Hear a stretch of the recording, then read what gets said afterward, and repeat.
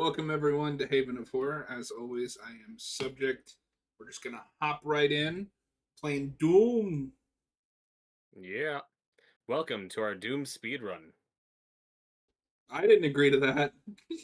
I thought that's what we were doing. You said you could beat it tonight. These are Fuck. your words.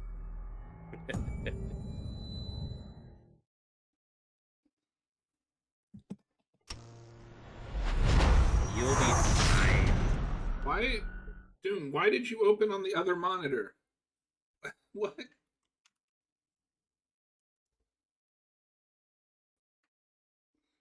Video games are dumb. Oh no. What? You've turned on him. You're one of them now. You're one of them. Are we going to be an anti-gaming channel? Yes. Can we start that? Everything is bad.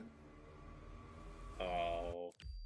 I love Dark Ages. I love when I boot up a game and it decides to try to sell me the new game. Oh. Well, yeah, who wants to play the old one when you could play the new one? Sounds perfectly rational. We'll try Hurt Me Plenty. So what's cool about this game is it just kind of dumps you into the game.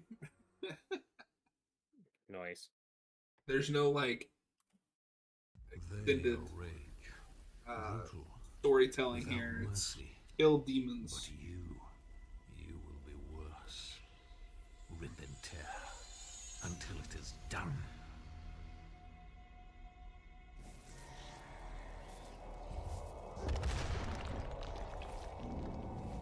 It looks pretty spooky.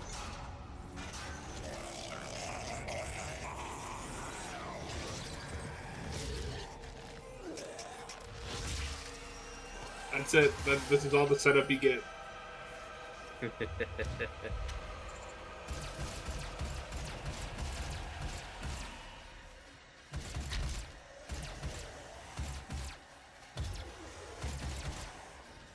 Oh god. This field of view is killing me. Why are you so picky? So it's gonna make me sick.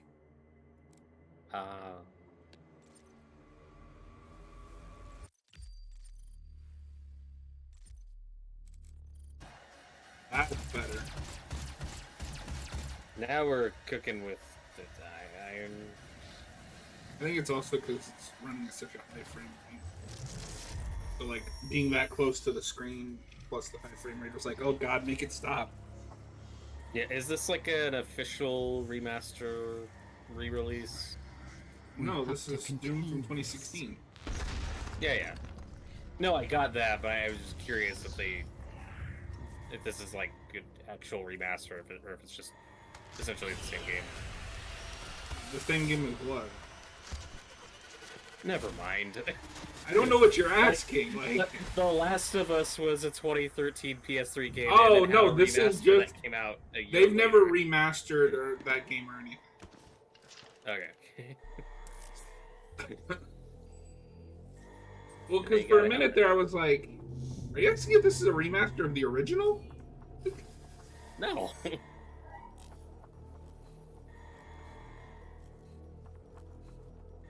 It's too early for me to be saying something that dumb.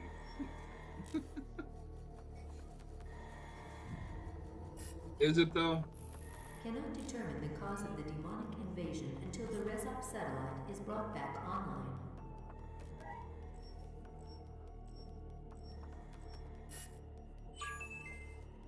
Welcome. I'm Dr. Samuel Hayden. I'm the head of this facility.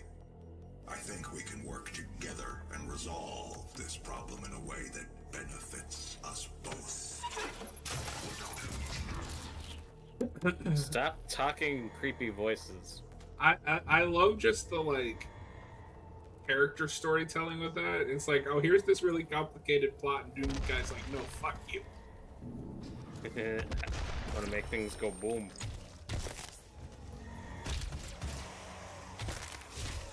See, it's subversive because, as I know from Doom lore, it's actually a really complicated plot. about like chromosomes and Yeah, this is actually a sequel to that movie.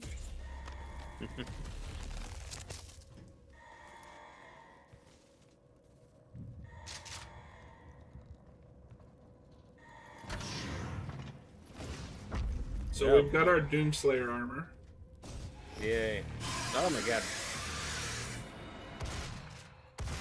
Demonic presence at unsafe levels. Lockdown in effect. If Yeah, there's how do we one know that criticism you're I not could the bad label guy? at this, is this is an 11.5-hour game, and this is all you do for that 11.5 hours. Whether you like that or not is a viewer discretion. So Robert, you know I'm not the bad. Technically, I am the bad guy. The demons are locked in here with me. They're just trying to go home.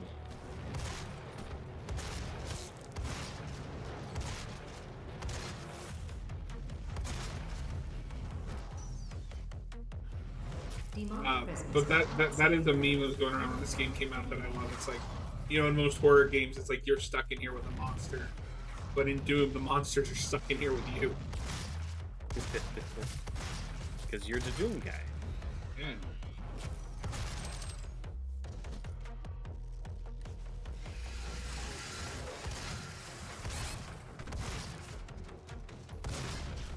Shit. Why would you do that? I don't know. I thought it was like healing thing for a second. My favorite healing things that explode when you shoot them. Yes. No, one Yes, thing I that's have really it. clever with the game design in this is you can get health from just killing enemies. So you're rewarded for being aggressive. That's cool. None of that stealth you hate. Yeah. No, in this the game modern is games. this is a perfect game. It just asks you to run in and kill shit, and keep killing shit until no more shit spawns. All right. Stop spawning so much shit. Oh my Dude, god, it's it's everywhere. the Canadian. Yeah. What's up? Not much. I'm just driving around. I'll probably only be in for like maybe like 10 minutes. By that, I'd pop in and say, "What's up?" Rip. I thought you were gonna say pop in and say rip and tear. Demonic presence. Oh, no. eliminated. Lockdown disengaged. No, I always forget that's like a thing that people quote.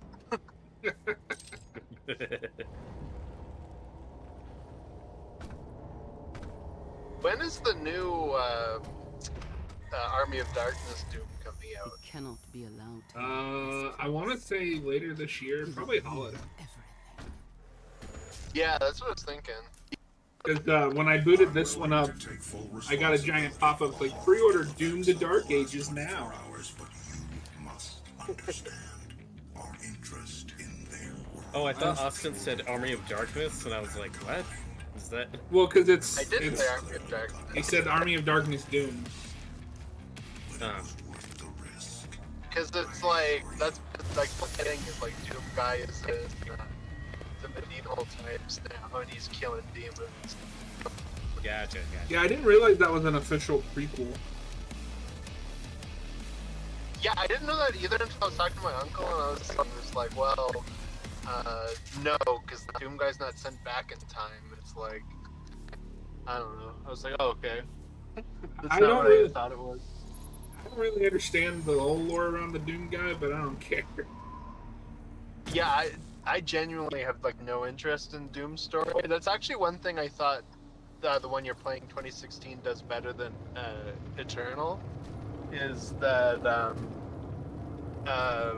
Doom 16's like, yeah, we don't really care about story, like let's just kill shit, and then Eternal expects me to sit through more of it, and I'm like, no, let me shoot shit. I had the same thing. No one cares about story in Doom. Yeah, I had the same thing where it's just like I love a good story in a game, you know me, but it's Doom. No, Doom 2016 like has a good story by letting it be something that you learn on your own. You actually have to like play into. You know what I mean? Yeah. It's got that Metroid Prime thing where like there is but like you got to engage with it if you want to find out what it is. Like it's not handhold you through it. Yeah. One of these days I'll finish Eternal. It was a good game. In some ways, it was a step down.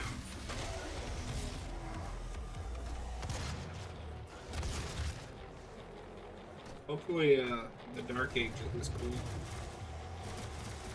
I mean, it does look cool. Yeah? That shield looks awesome. Yeah. Just let me kill shit. That was the other thing I really didn't like in Eternal with all the platforming they tried to have. I'm fine with that. Like, there's some of that in 2016 as well. We get it, John. You hate platforming and stealth I know. in your video games. Yeah. Get him out of here. What would a platform be without platform?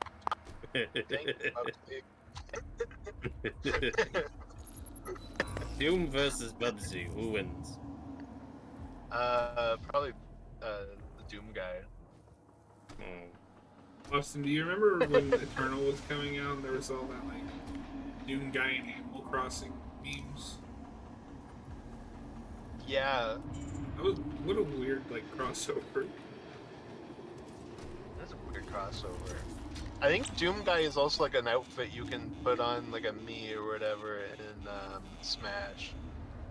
That makes sense. They should have just fully put Doom guy in Smash. They should have. That would have been awesome. That would have been hilarious. Because, so Austin, you may not know this, but this is a full-on just reboot. Like, it's not really connected to the original. Yeah, that good. Yeah. Okay. I was gonna say, because I know in the original Doom, you're just like a space marine. And Yeah. And that's when you're just like a god killer. Yeah, well, 'cause that's the thing is, it's like, Doom, you're just like a guy, but then it's 2016 that makes it like, oh, a thing, and then because of that, people kind of hold that expectation of Doom, you know, to be that, and it's not always fair, but yeah, 3 and 2016 are reboots. Okay. I want to play Doom 3 on the channel or something And too. it's also weird. They try to make it a survival horror game, but it's Doom. Yeah, we've It is a good talked game. about that on the channel. Like, yeah, Catch a large chunk of that. What were you saying about Doom 3? That is more I just survival said horror. Doom 3 is weird. Yeah, which is weird because it's Doom. Yeah. Yeah, and I know people hated that game when it came out, but it's kind of gotten reevaluated. Well, I think it helps that you have like a better return to Doom after it. Like if Doom 3 changed the series to just be that, I think it wouldn't be reappraised as much. Yeah, you're probably right. 'Cause now it's like, oh, it's the weird one that tried something different. Yeah. Could you see Doom Guy ever as a guest character in a Mortal Kombat game? Do you think they'll ever attempt that crossover? I think he's like constantly like rumored, but I don't know. It could be cool. With the BFG.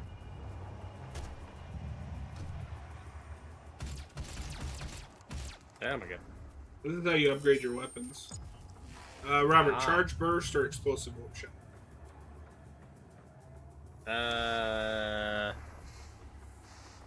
Go with the explosive.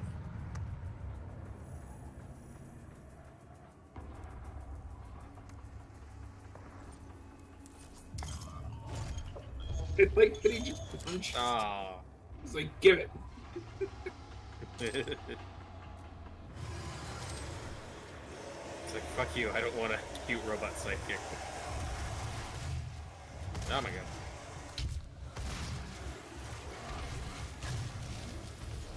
Yeah, especially in, like now that there's a lot more like gun people in Mortal Kombat. I think you could easily do Doom Guy. And Yeah, for sure. And if they do it now, you can do Doom Guy versus Homelander, the ultimate edgy battle. I love that.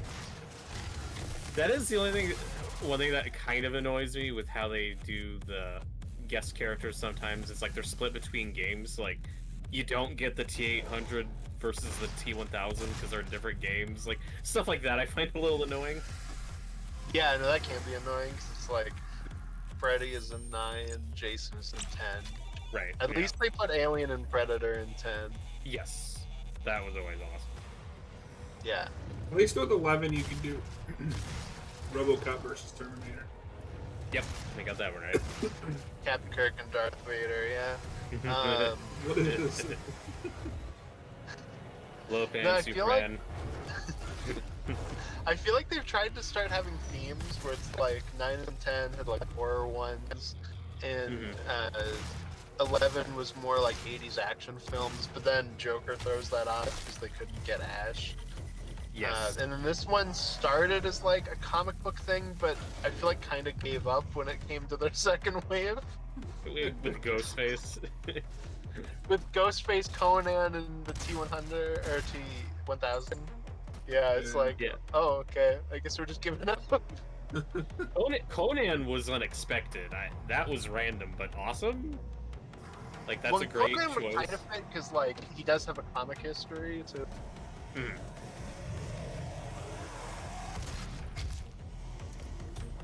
For whatever reason, I've just never seen like a fan demand, or maybe there was. I don't know.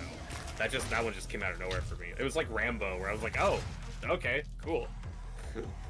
Was not expecting that. Yeah, it's like, Oh, hell yeah. shit. Oh god. Oh, you're fine. Oh, nope. Oh god. No, see, you're good. It's just Oh. too bad that once again they couldn't get Arnold. Yeah. Oh well. I That haven't is gotten that unfortunate. second wave yet, but I heard Ghostface is really cool. And then people don't like Conan because he's a slow character, but I love all the slow characters, so I will probably Yeah. really like Conan. Yeah, a lot of people didn't like the Arnold Terminator, but I was playing as him.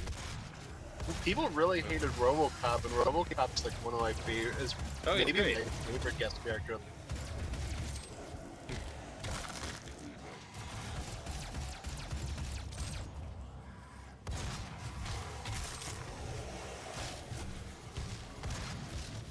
Yeah, but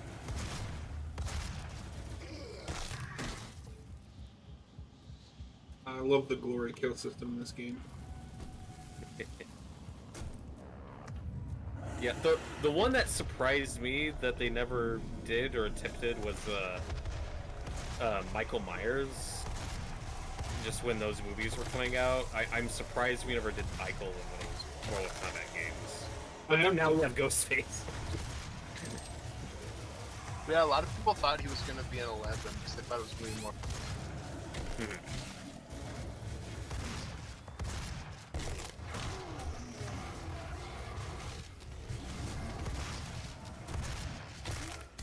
Yeah, it was like you had the horror characters for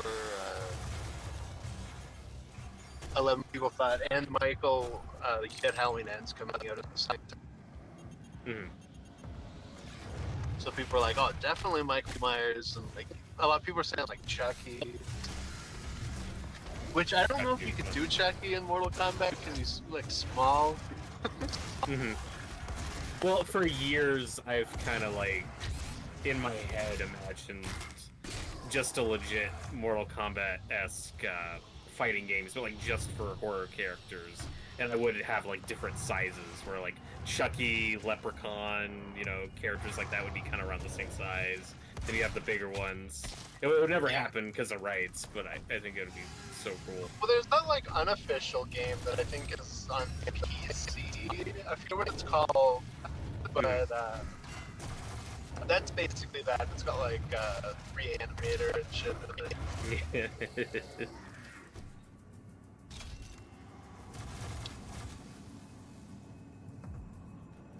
But no, I would love a horror fight. I would love it if NetherRealm made that. Like, I would take that over another Injustice, to be honest. That could be cool. Yeah, I don't know what NetherRealms did, because they just kind of skipped one.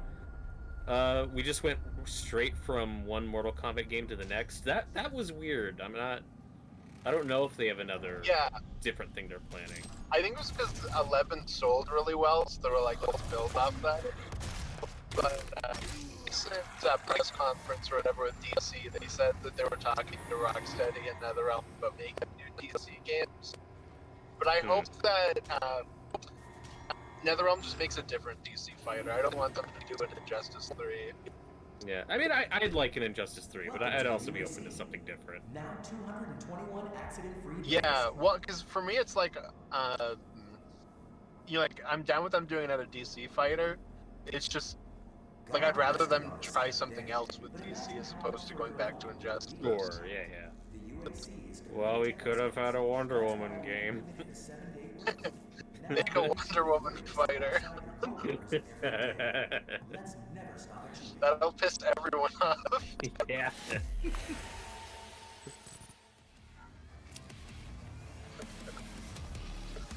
It'll be interesting though if they do another DC game, what that roster looks like now, because obviously their rosters are very what's going on right now, like for both of those. So it'd be interesting to see what their one now looks like. Yeah, that's the type of thing I think about just all the time, like what characters I'd like to see. I was shocked that 2 didn't have Constantine. I thought that was a lock. At least as one of the DLC, and we still haven't done Constantine. Never did him even as DLC. Mm-hmm. Whatever their next DC fighter will have Frankenstein. Yay! Oh god! Oh, I am Vega. All that stuff would be great. To Mars. After running diagnostics on the Praetor King Shark was probably a given now. Yeah, King Shark definitely. I would love Polka Dot Man if it was close to that movie. He could have gotten Polka Dot Man.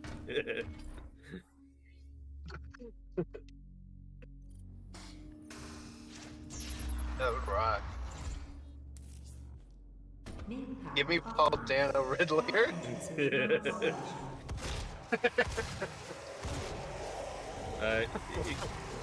Give me Batwoman, but the show version specifically.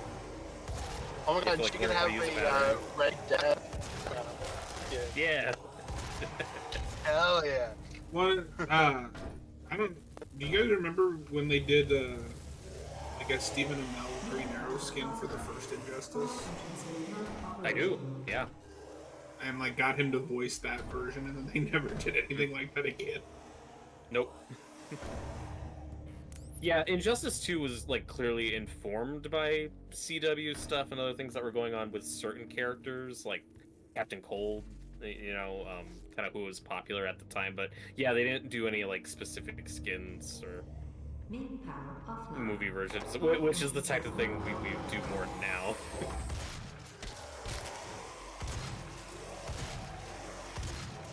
Even the Arkham games, it's not really until Night when they start doing like a lot of the movie suits. I think all the suits in the previous games were usually just comic book stuff. And the animated series, I guess, kind of their extra media thing.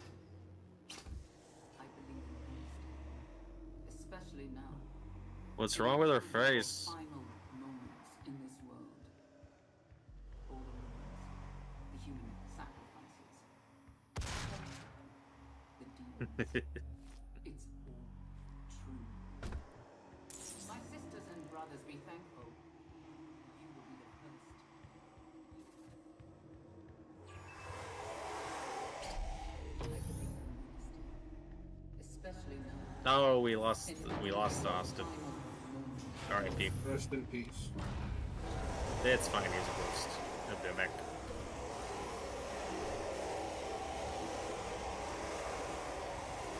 But I do predict, though, that if Superman comes out and it is a really big hit, that's when I think they kind of start prioritizing finally doing like a AAA Superman game. I think that'll finally get a green light. That's what I predict. Yeah, I mean, it's just a matter of time, especially if Gunn gets his way, because he's gonna want characters in video games. Mm-hmm. Yeah, and then that's another conversation, is if it's a standalone thing. It, you know, part of the DCU. I mean, we'll see.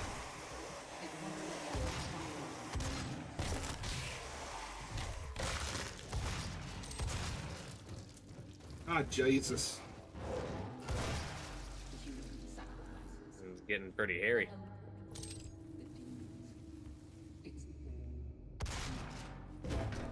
My sisters and brothers, be thankful. You will be the first. You will have a seat for long. Demonic presence at unsafe level. Lockdown ended.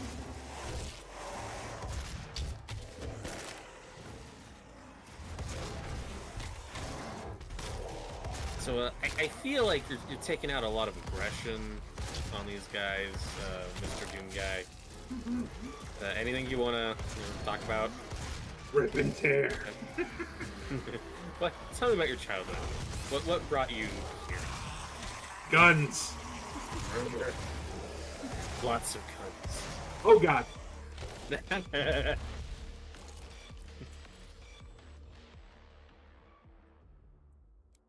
So is this a game you'd say you've played like a bunch of times, start to finish?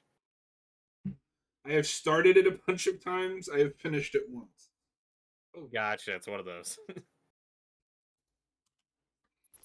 Yeah. I have that with some of the Arkham games, where like I'll revisit one, being kind of into it for a bit, and then I'll just kind of move on to something else. Yeah, for sure. I don't know if I've ever finished Arkham Knight since my initial playthrough, but that's just because that story sucks, I think. Yeah, I don't think I've finished it since I first got the 240%.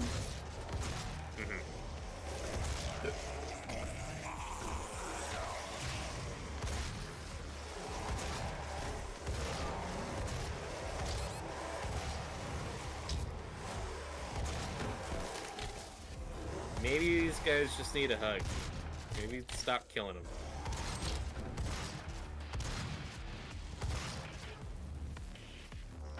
Maybe But you should go fuck yourself. Who is the real monster? That's all I'm asking. I'm pretty sure it's the demons.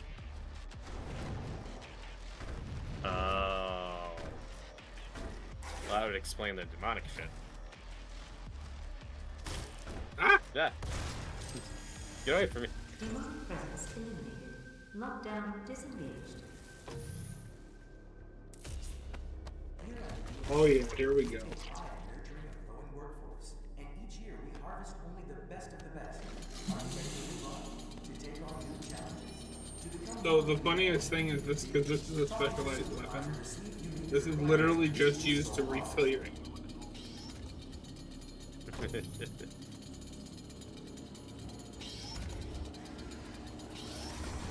Shall we? Go for it. Oh my god. I didn't know you were gonna kill him.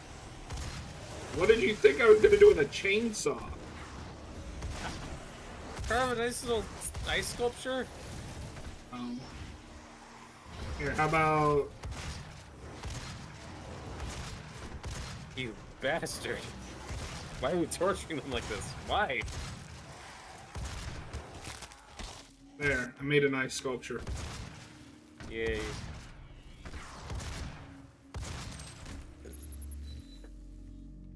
These demons are just fucked in here, you know. They need to hide. You need to go high and You hide. can't hide from Doom Guy.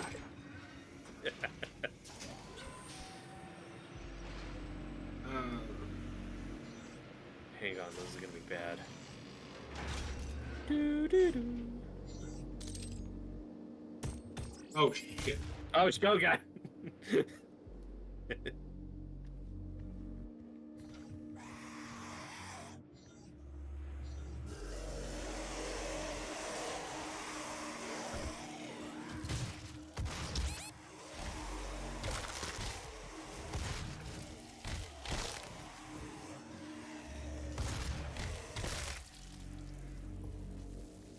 This is also one of those games where I fully believe that it's meant to be played on an easier difficulty. Because this is supposed to all be about, like, power fantasy and how you're an unstoppable killing machine. Yeah. I This can't is not do- Bloodborne. I can't do that if everything one-shots me. Access denied. Yellow security clearance required.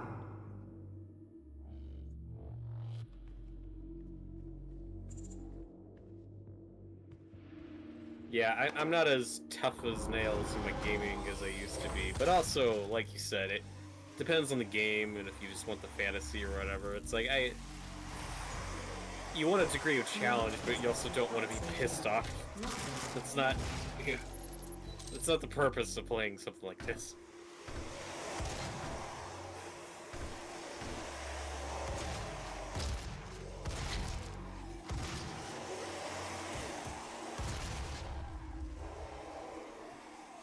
Demonic presence not safe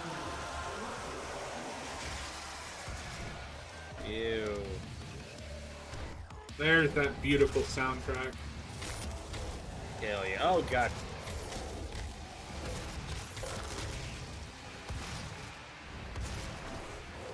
No, Austin and I disagree on the soundtrack. I think it's perfect. It's what you want for this type of game. What?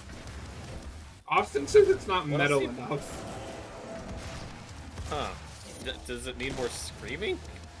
I don't know what he like. What's It's missing? got an electronic edge to it, sure, but that just makes it heavier.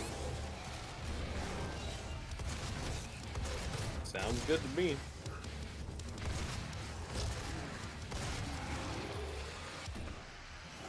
No, this is probably my favorite video game soundtrack.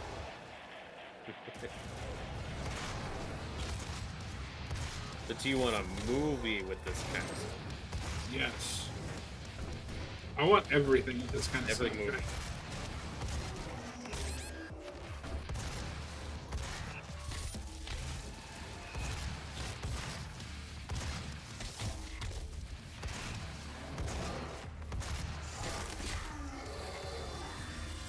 Demonic presence eliminated. Lockdown disengaged.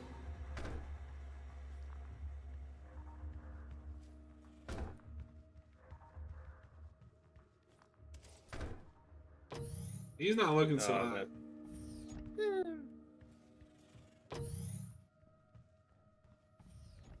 Nothing a little water won't fix.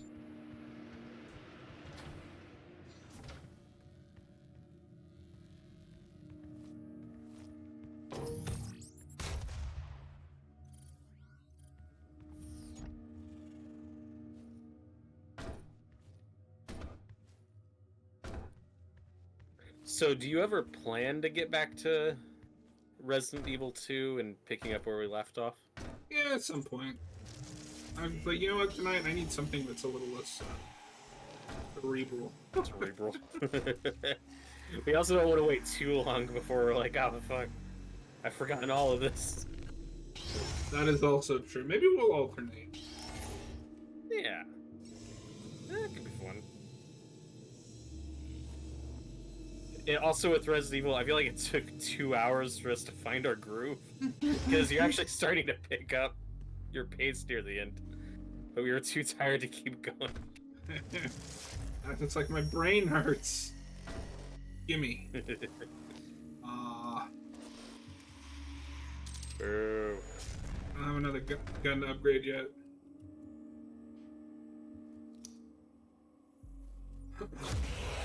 Oh, Jesus. Spooky. Fuck you, asshole. This doesn't look like the movie. Access granted. Welcome to the UAC's Mars installation, located in the vast California impact basin. This high-tech mining and research facility is pushing the boundaries of the imagination each and every day. As a valued employee, your loyalty is more than just a commitment to the UAC. It's a commitment to the future of mankind. Thank you for your service. How do I go back up? We have to go back. the future. It's a kid. It's a kid's Doom guy. Gotta go after your kids.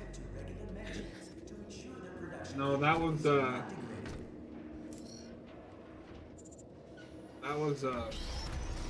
other franchise that they do, Wolfenstein.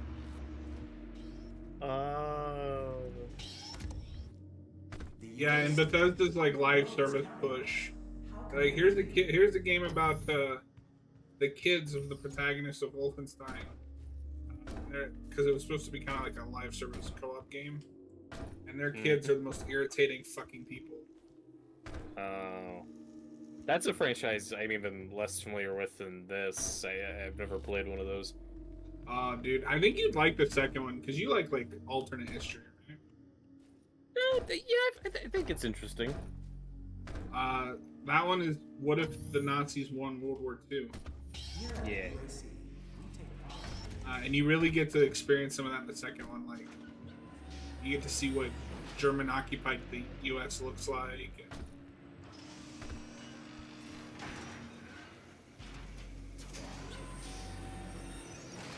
You even get to meet Hitler, who is on the moon, riddled with dementia. No, the release of that game was so weird. That's some of the earliest that I personally experienced. It's gotten political and woke, and I'm like, dude, it's an inherently political premise. The best part was the person that they were replying to was just talking about finally getting to punch Nazis, and apparently that was too political. Like, yeah, just tell me where your beliefs lie without telling me. The UAC, the world is counting on us. I don't remember how to get there. Let's just keep going. Gotta put one foot in front of the other. But yeah, no, there was a big outrage over Wolfenstein 2 because of that. It was like, come on. Yep. Welcome to the Nazis bad. This is not a hot take.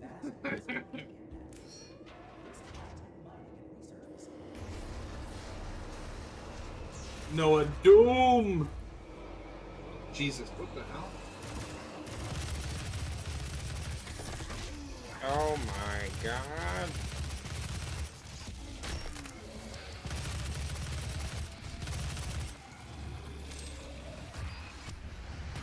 It would also be good, nice, on the Marvel side to get another, like, first-person Punisher game.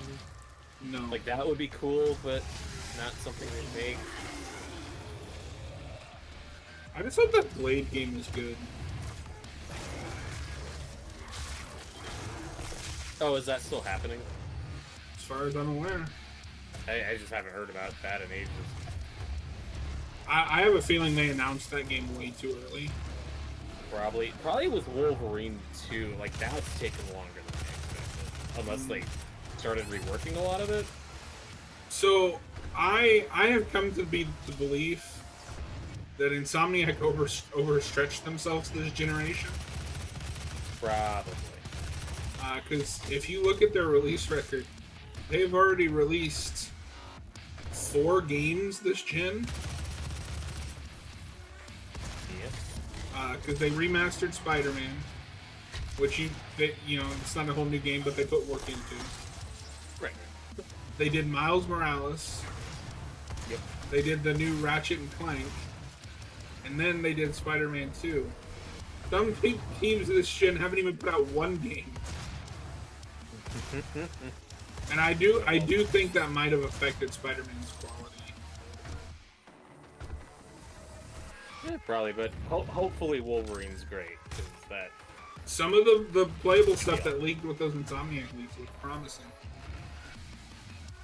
Noah, you can't say that in the live chat. You might have to delete that comment. I'm not gonna say what it was. Just be careful next time.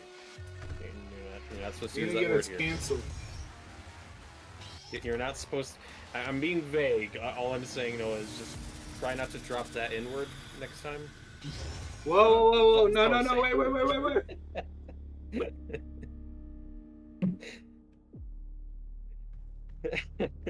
Well, it's even funnier because okay, so what he said was Nazis, but that was after his first comment, which was, "I'm happy to hear you two are taking a firm stance against naps." Next. He misspelled Nazis as naps. What's that? I don't know. I don't know, but apparently we're taking a strong stance against them. Scanner. Come to the Vega terminal, course. and I'll give you. Unless we get a sponsorship from them, which we will Whoa. gladly agree to. Are you saying that we're corporate whores? Yes. You know, if they pay me enough. Hey, everybody's got a price, dude. I never want to hear any of that high and mighty crap. No, that's what I always find funny when people are like, "Oh, you know, these filmmakers and stuff should be above doing like shit like this." I'm like, yeah. Do you know how much they probably made to make a bad movie? I would take that money. I can go do something productive with that money. Yep.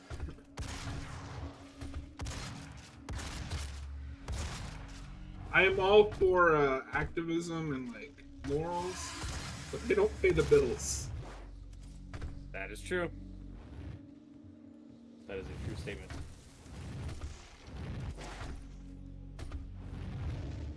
Jesus. If there's anything I hate more than platforming, it's first-person platforming. Oh yeah, that. I mean, it's better than it was 20 years ago. I mean, that's true. Noah just clarified his typo. We're just asking you to do better. That's all. Yeah. Be like Sam Wilson, Captain America, and do better by struggling against an airplane.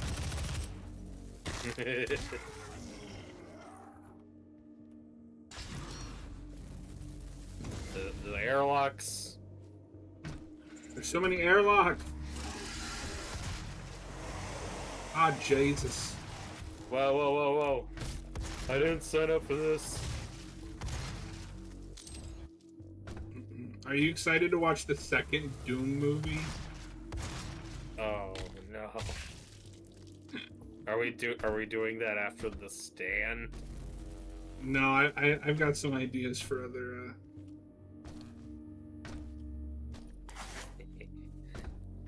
movies. Movie. My goal is just to eventually find the bad movie that breaks you. Oh god. I mean, I think House of the Dead broke me and then won me back over the course of that one watch through. I had a good time. No, that is a perfect watch party movie because it's so poorly made and stupid. And apparently the best of his work. Yeah. Allegedly. I don't know how Blood Rain is, but it's better than Alone in the Dark.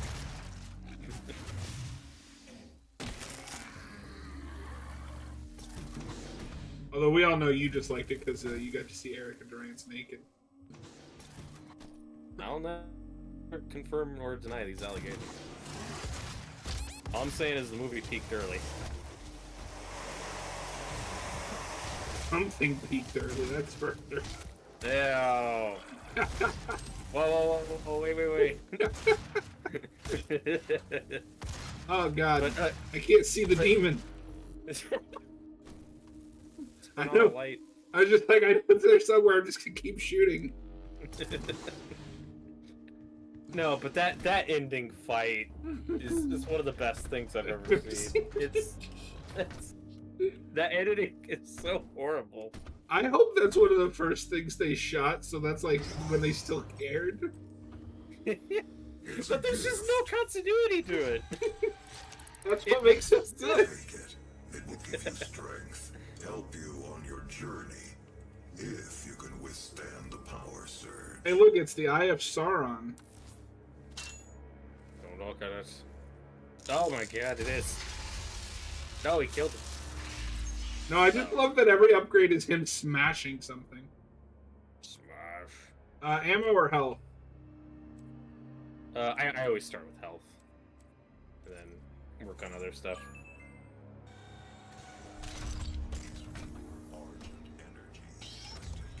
You don't need extra ammo. You got your fists. Agree with you. I will unlock the remaining Argent cells within the facility for you. Vega, give him what he wants. 61,337 What's Jesus. Ultron doing here? 81% of the facility is on lockdown. That's not that many. Is critical. According to the records, Dr. Hayden, How many is how many for you? It's all relative. of all UAC employees into the Mhm. creatures you see roaming throughout the facility. The rest were killed by the demons released from their holding cells by Olivia Pierce. I feel I should apologize for what's happened here. Some of my employees took things too far. Olivia was the cause of all this, and I believe you will have to deal with her in time. You may not agree with our I will say that robot design looks very of this time when this game came out. I don't know if you ever had this, but there was just like that white, gray, blue kind of look all sci-fi games had for a while, like Destiny stuff. Like there was a very consistent look we were doing for a while in sci-fi video games. I don't know if you've ever had that.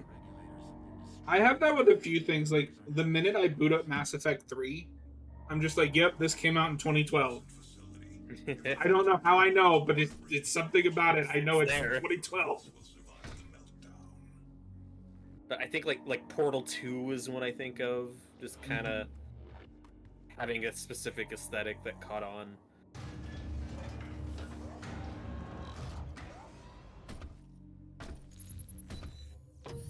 Whee! It's always funny when he jumps.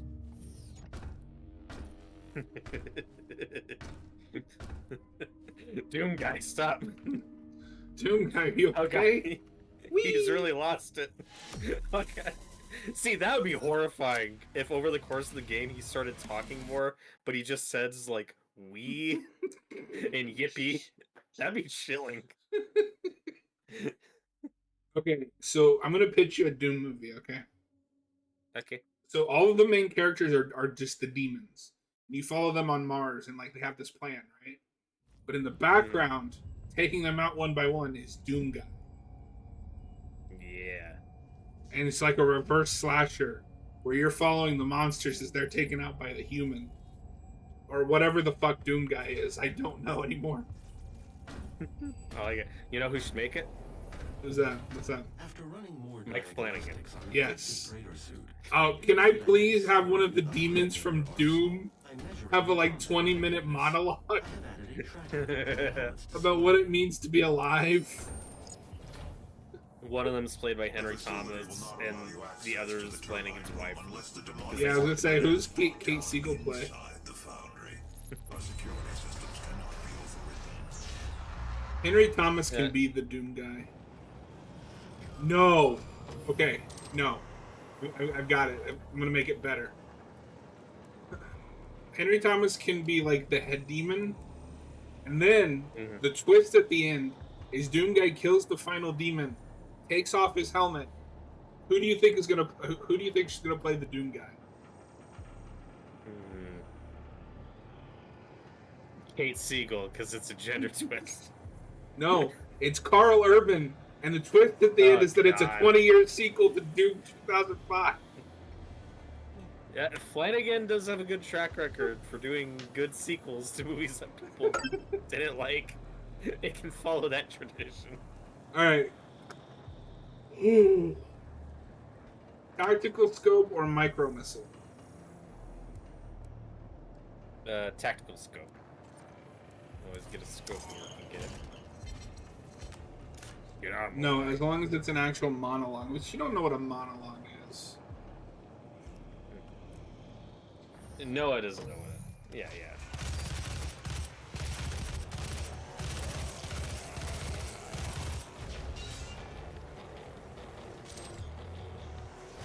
But can we just agree collectively? I'm not gonna get political. and then I proceed to be. But can't we stop with the character in Armor Twist who then takes off their helmet and oh my god, it's a woman? Because it never works. We were really into doing that for a while, and you can always. Oh. You can get away with that in like a video game in a way I don't think you can. Yeah, like Samus is obviously the iconic version of that, but that was like an 8-bit character. They had to like show a separate screen, I'm pretty sure, to show you that the twist was she's a woman. And that was cool, and Samus is great. And I'm not No, saying... the only time that has worked in film, I think, is Leia in Return of the Jedi. Yeah, that's a great one, actually. It helps too that she's playing like a weird alien. Yeah, so, and it's like, not. You're not. And it's not just it's a woman. It's it's this character that you like. It's this character, yeah. But then you get to Solo, and it's like, oh, this big scary bounty hunter you thought was a bad guy. It's actually a girl, and and you're like, what are we doing? No, they're trying. For some reason, there's this like movement to train audiences that a character doesn't have to be as good if the character fits these boxes. And as long as the character fits these boxes, it doesn't matter how the actual writing is. Yeah, and to be fair, I think we are getting away from that trend, or we're at least past like the worst of it. Yeah. Because I mean, we've gotten plenty of great stuff last couple years, and I haven't seen that as much lately. And like I had 3 examples right off the top of my head, and they're all from like 2018 to 2021. Oh my god! But like there was the one in Solo, there was Taskmaster and Black Widow, which is one of the worst ones. Stopped. Well, yeah, and because it's like, who is this? What? Yeah, and it's like, if you want to gender flip the character, that's fine, but there are other problems that make that not work. And then the other one was Ant-Man and the Wasp. Remember when Ghost is first introduced, and they keep making a big deal out of, like, oh, who's this guy? Right, because he was a guy in the comics, and it's like, yeah, but that's obviously a woman, though. No. It was such a manufactured Robert, you could not have seen that coming, you sexist. Oh. My bad. And I also like Ghost. That's one of the highlights of that movie. It was just a dumb twist. The actress that plays Ghost is Jill Valentine in that shitty Resident Evil reboot. Oh. And she also sucks in that. Oh. No, Well, so she's good in Thunderbolts. that movie has a really annoying thing where it'll take like a meme from the game and literalize it. Oh. You know how you first meet Jill? Remind me? She's eating a sandwich. You Oh, get okay, it? Yeah. I know the line. And then somebody says something Oy, about oy. Jill's sandwich, and I was like, oh god, come on.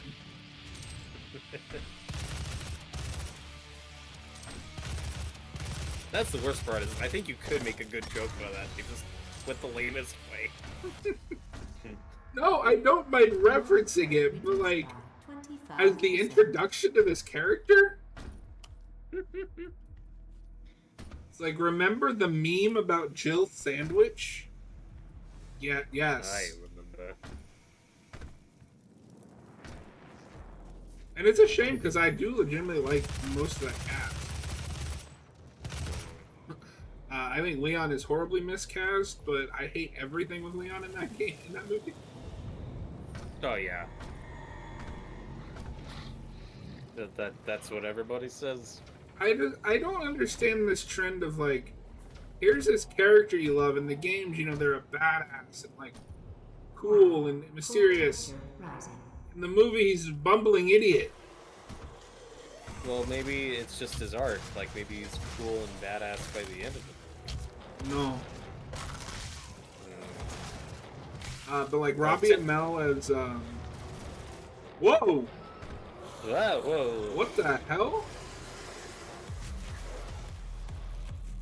I don't know what just happened there. I don't know what just happened either. But like Robbie and Mel's Chris Redfield was cool. Aya Scudario or whatever as Claire is cool casting on paper.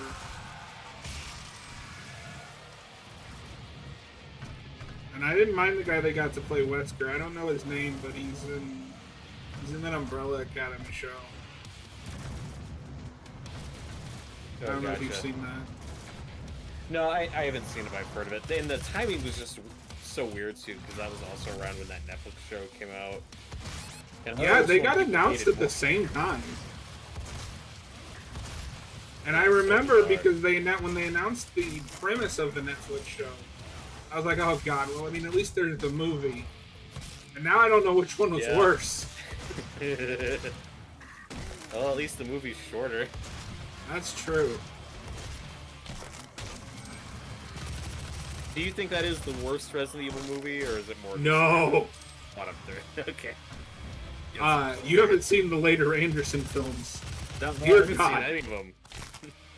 Okay. Dear God.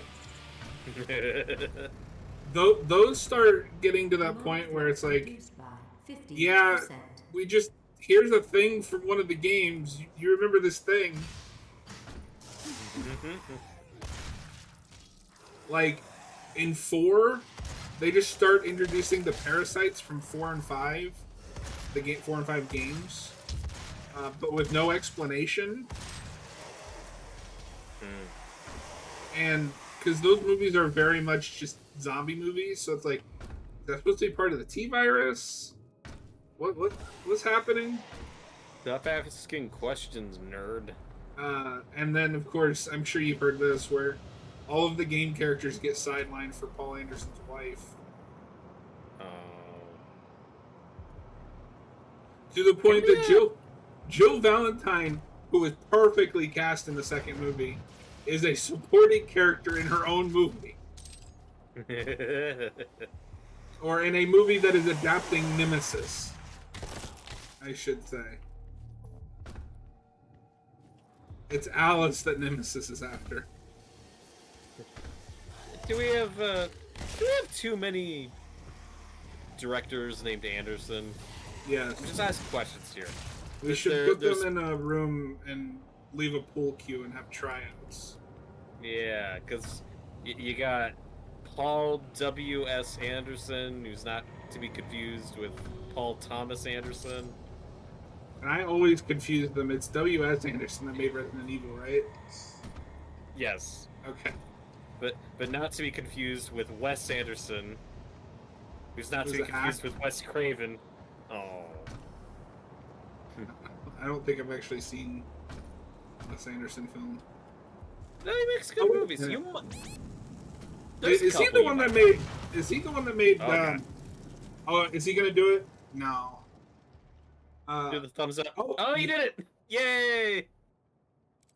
Good job. I don't know if you knew about that, but I had forgotten about it, but yeah, I did know about that before. That's amazing. Is he the one that made Asteroid City? Yes. Okay, so I've seen that and that Fox movie. The Fox movie was decent. Like, I enjoyed it. I didn't really like Asteroid City because I didn't know what the fuck I was watching. You're also not, like, even among Wes Anderson fans, though, that one ranks pretty low. A lot of people really didn't like that movie, so you're not alone on that one. But, Grand Budapest Hotel is great. That one you might like. Royal Tenenbaums is also good. That's a bit more straightforward, at least it's for Wes Anderson movies, but Grand Budapest Hotel I love. Willem Dafoe's in there, Jeff Goldblum's in there, Ray Fiennes is great. I mean, that sounds cool just based on that cast. Oh, yeah. Noah just asked, what if Paul Thomas Anderson made a RE movie? I'd be down, I guess. I'm curious what the guy that made Barbarian's gonna do. That seems like the perfect fit. This is their third try. Tryouts. And like, the big problem with their first reboot attempt was they had like no money. Oh. The whole thing looks like a fan film. And B, just every single creative choice was wrong. But I also think a Resident Evil movie on a lower budget could still work if you're just No, I'm perfectly fine with in that. one location. But then you have to pick one, because that is adapting 1 and 3, right, or 1 and 2, and it's doing both of them badly.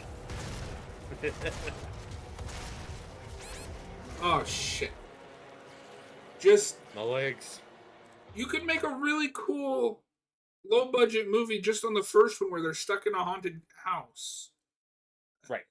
I don't know why this is rocket science, but apparently it is. But where's Alice? Demonic threat reduced. Oh my god. 50%. Okay. Do you know? So I know you said you haven't seen them, but do you know about the twist at the end of the final movie? I don't, and I don't know if you should spoil it. Okay, I won't. Because we might cover these on the channel at some point. Oh, we are. No, we have to. We have to do this. Okay, I'm sure I've asked this before, but what's the better film franchise overall? Oh, you're fine. Oh god. What's better as far as the movie franchise goes? Resident Evil or Underworld? If you have to pick one, which one are you going with? Since I've only seen the first Underworld, Resident Evil wins by default. 'Cause I didn't like Underworld 1. Ah. With the caveat that I feel like if I had seen those at the time that they came out, I would have. Demonic threat reduced by 50%. Yeah, that makes sense. But I do legitimately enjoy the first 3 Paul W.S. Anderson movies. Yeah, and we've talked about covering those on the channel at some point. Oh, we will. I need you to see this insanity.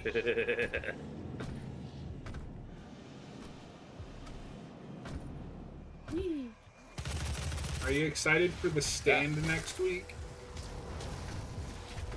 Yes? Question mark? I still need to watch 6 hours.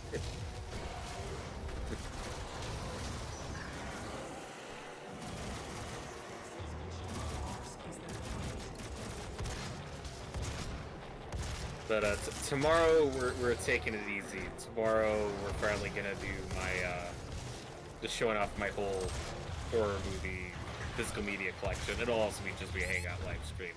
So who knows how long it'll go. But just fun hanging out. You don't have to do any prep work for it.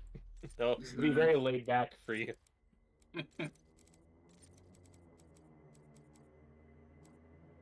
Oh no, I just said that Underworld is silly. Well, hello, Mr. Fancy Pants.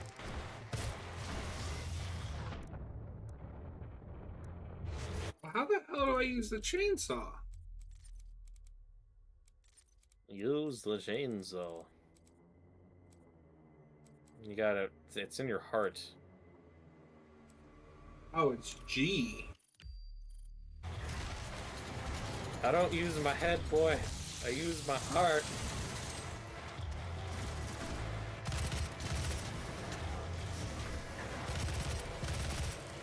Noah, you have a lot of opinions tonight. Why don't you hop in like a man? Back Yeah, in. no, what? We're too good at, you're not good enough? Damn it. Apparently that sentence just isn't happening. Too good to talk to us tonight? There you go. I know English.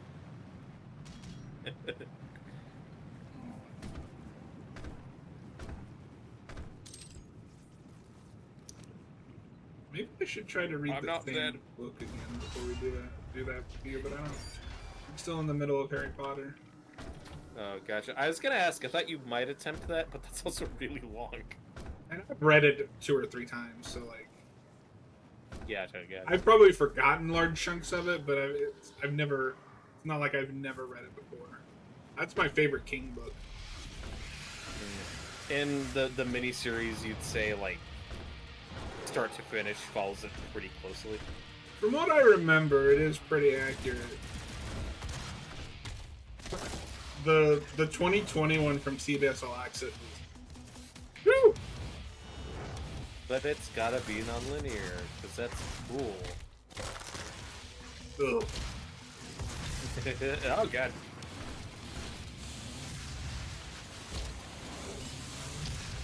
Oh, okay.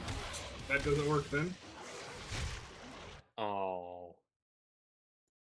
Well, you tried. You could say Oh, that. he wants me to watch Grand Budapest Hotel and Rushmore. Yeah, I don't immediately know which one that is. I haven't heard of that. Unless it's a separate thing. Demonic threat reduced by 50%.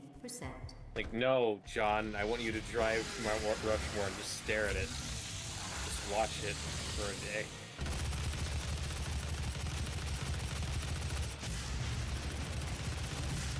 Whoa.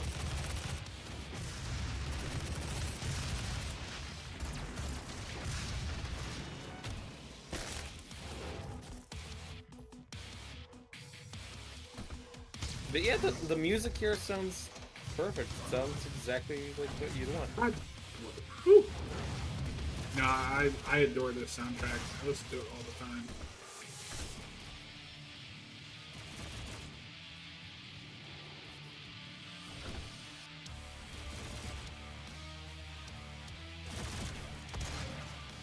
That's one of the big things that I'm worried about with the new one is I think they had to get a new composer because he had like a falling out with Bethesda over the second game. And just what part of what made these games so popular is the soundtrack. Yeah, sure.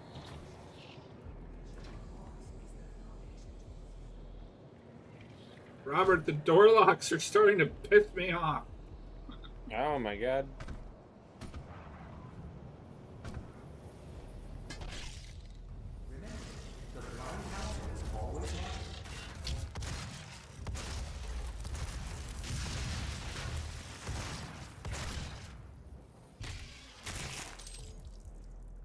Fucker. Hello. Stay focused. No need to call names. Robert, we got a new gun. Ooh, that's a big gun. Now you fucking tell me. Remember, the blind council is always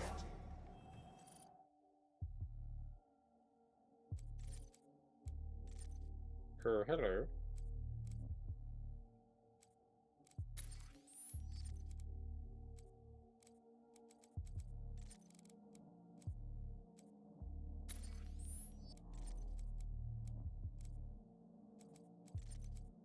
Mostly use the shotgun anyway, so we'll do.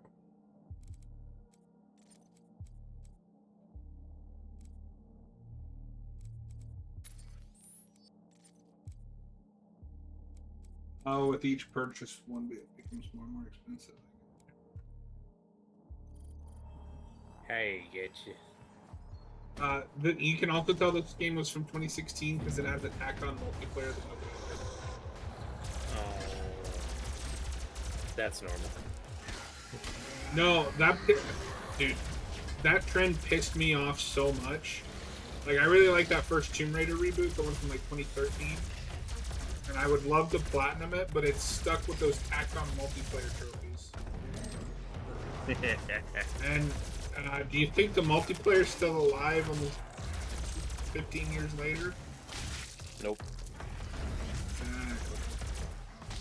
I never played the Uncharted multiplayer, but that one I heard was pretty fun. I played a little of the fourth one. It was fine. I really liked the Last of Us one, except for you know what nobody ever talks about with the Last of Us multiplayer? What? That bullshit was pay to win. Because they would sell like weapon packs and shit, and people would just buy that. Or at this point, it's all people that play apparently nothing but that. Like I got into a lobby full of level 999. Like, what the fuck?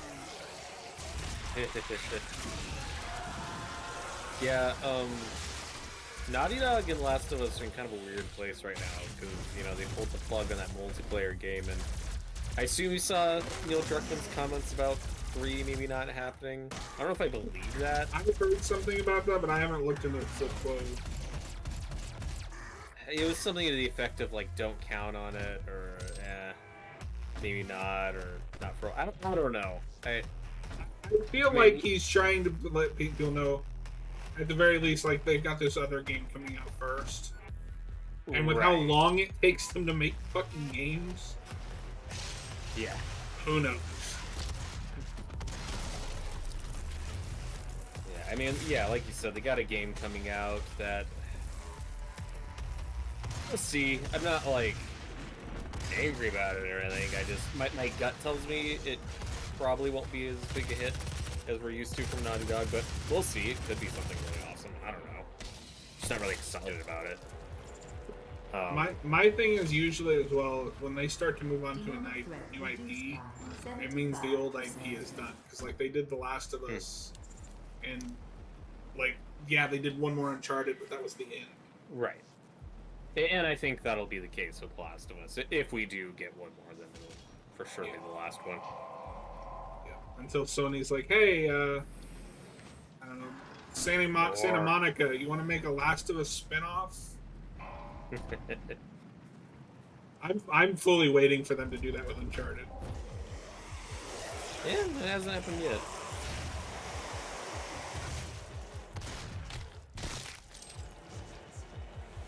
Oh my god. Hi. What? Hello. Oh my Hi.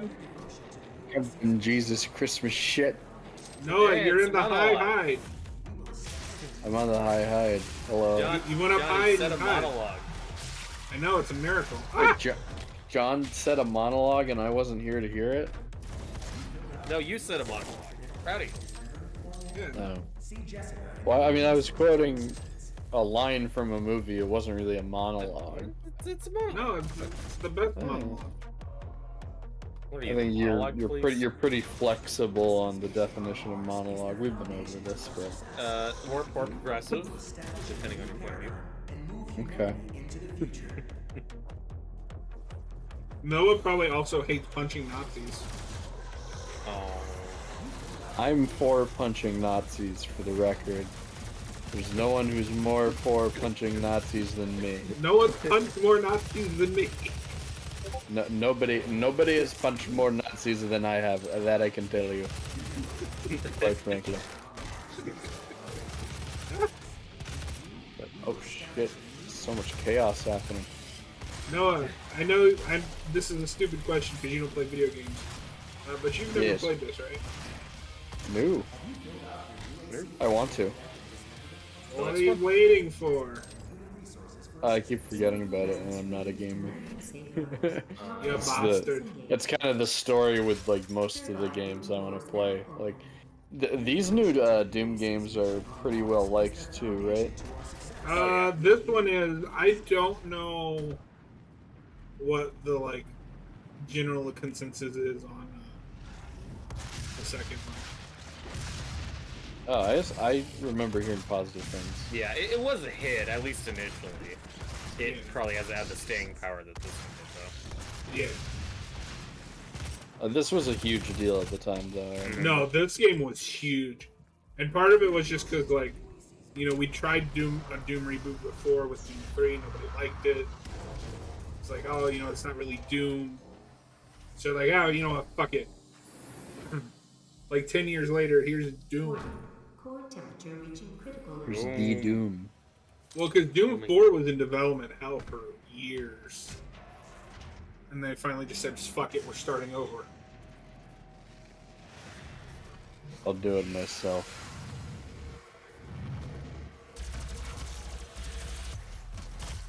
And it came at a really good time too, where it's like because this has a very old school shooter mentality. You know, there's no regenerating health. Not like there's weapon upgrades, but not like Call of Duty style. It's very arena shootery. Yeah, and it looks really fun, but also I think I would be bad at it.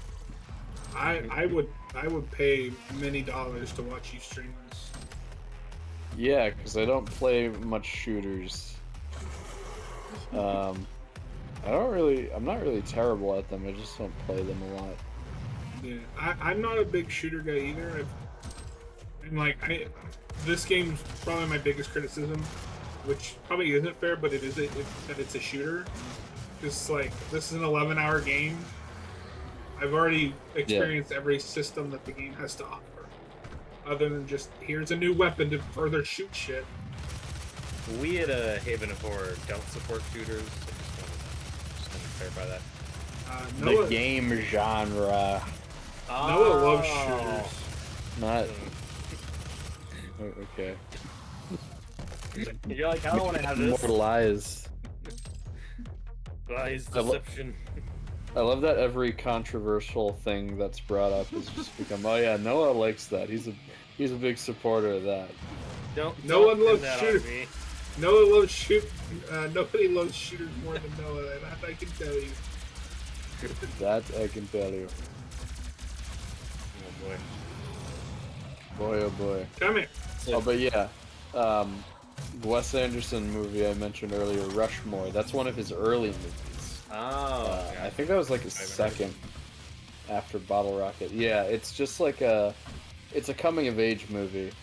It stars Jason Schwartzman, and I think it was the first one he had with Bill Murray in it, and then he was just in all of Anderson's movies after that. Yeah, coming of age movie. Yeah, no, I think you'd like it, John. I also like Moonrise Kingdom a lot. That's more of a coming of age comedy. Yeah. But Bruce Willis was hilarious in that movie, and Edward Norton, both really funny in that movie. And Bill Murray, of course. Yeah. Speaking of movies, Noah, I watched Hard Eyes. Hard Eyes. Yeah. I completely forgot about that movie. I didn't like it. I heard you were not a fan, yeah. It's so irritating. I don't know anything. I've never seen a trailer or anything. I just know that it's like a rom-com slasher satire. Yeah. So, yeah, you just found it really obnoxious, or? Yeah, from scene one, I was like, oh god, what are we doing? But I also went in blind, like I didn't see any trailers. Lockdown. Disengaged. Yeah, I was considering seeing it in theaters, but I'm just kind Now I just gotta watch I don't know if it's worth it. Companion. Yeah, that movie was okay. You know what? If it's okay, that will put it in the top running for the movies that I've seen this year. How much do you know? Well, how much do you know about Companion? Just curious. Just that it's about AI. Okay, yeah, well then. If you didn't know that, I could see you liking it a bit more. Because I kind of wish I didn't know that going in. Yeah, that first teaser was one of those, like, ooh, this is intriguing, this looks dark and weird, what is this? And then the second trailer was the big, oh, this is the movie, okay. But most people seem to like it. And I mean, the second trailer is more accurate to what the actual movie is, but it ultimately it was just like, oh, I kind of would have preferred something else, but for what If it is, it helps, it's well I done. haven't actually seen a trailer. Just Hayden spoiled that it's about AI for me. Yeah. Well, I guess it's technically not a spoiler. When it's in the marketing, Yeah. Well, and I'm. it is what it is. But it is kinda treated wise like on a reveal. spoilers. Unless it's something like a big thing that I'm excited. Like I'd be annoyed if somebody spoiled like Hitman for me. Oh yeah. Because I'm more invested in that. But if it's just like a random movie, then I'm like, I kind of want to see that. I don't know if it's fun. Speaking of Daredevil, Yeah. doing how we felt about it Monday, so I'm gonna have to rewatch it. Oh, is You're this gonna be because there. a certain other person dropped out? I guess. Like, I told you, John. I told you it'll happen because I'm gonna be there too. Yeah. No, it's okay. funny because he was Nice. like, "Oh, I'll ask like Robert and John," and then you spoke up in the chat, and I was like, "Maybe I should speak up because I'm just like sitting here lurking while I play video games, and I forgot, so he had to message me later." Okay, well, I'm looking forward to Fuck. that video then, because I don't think I've talked to you, Robert, at all about your thoughts on the first 2 episodes. I won't speak for Robert, but I will say, just from what little I've talked to him about it, he and I are very similar in thoughts. Yes. Mhm. I'm very mixed on the first one, and the second one I thought was starting to find its footing. So I like it more than I don't so far. I'm on board-ish. Yeah. Like, I'll keep going. I'm not like, oh my god, this is amazing, but I'm not. Yeah, and I mean, I'm But- finding I'll even keep with the stuff that I'm not sure of, those actors are still good enough that they're carrying me. They're great. Yeah. Well, and this is what's tough, because I think, Noah, I don't know if you feel this, but that scene in the diner with The core Matt temperature and is Fisk, now I think is the best scene in either episode. Yeah. It's just that episode has more problems for me personally, but that scene I thought was great.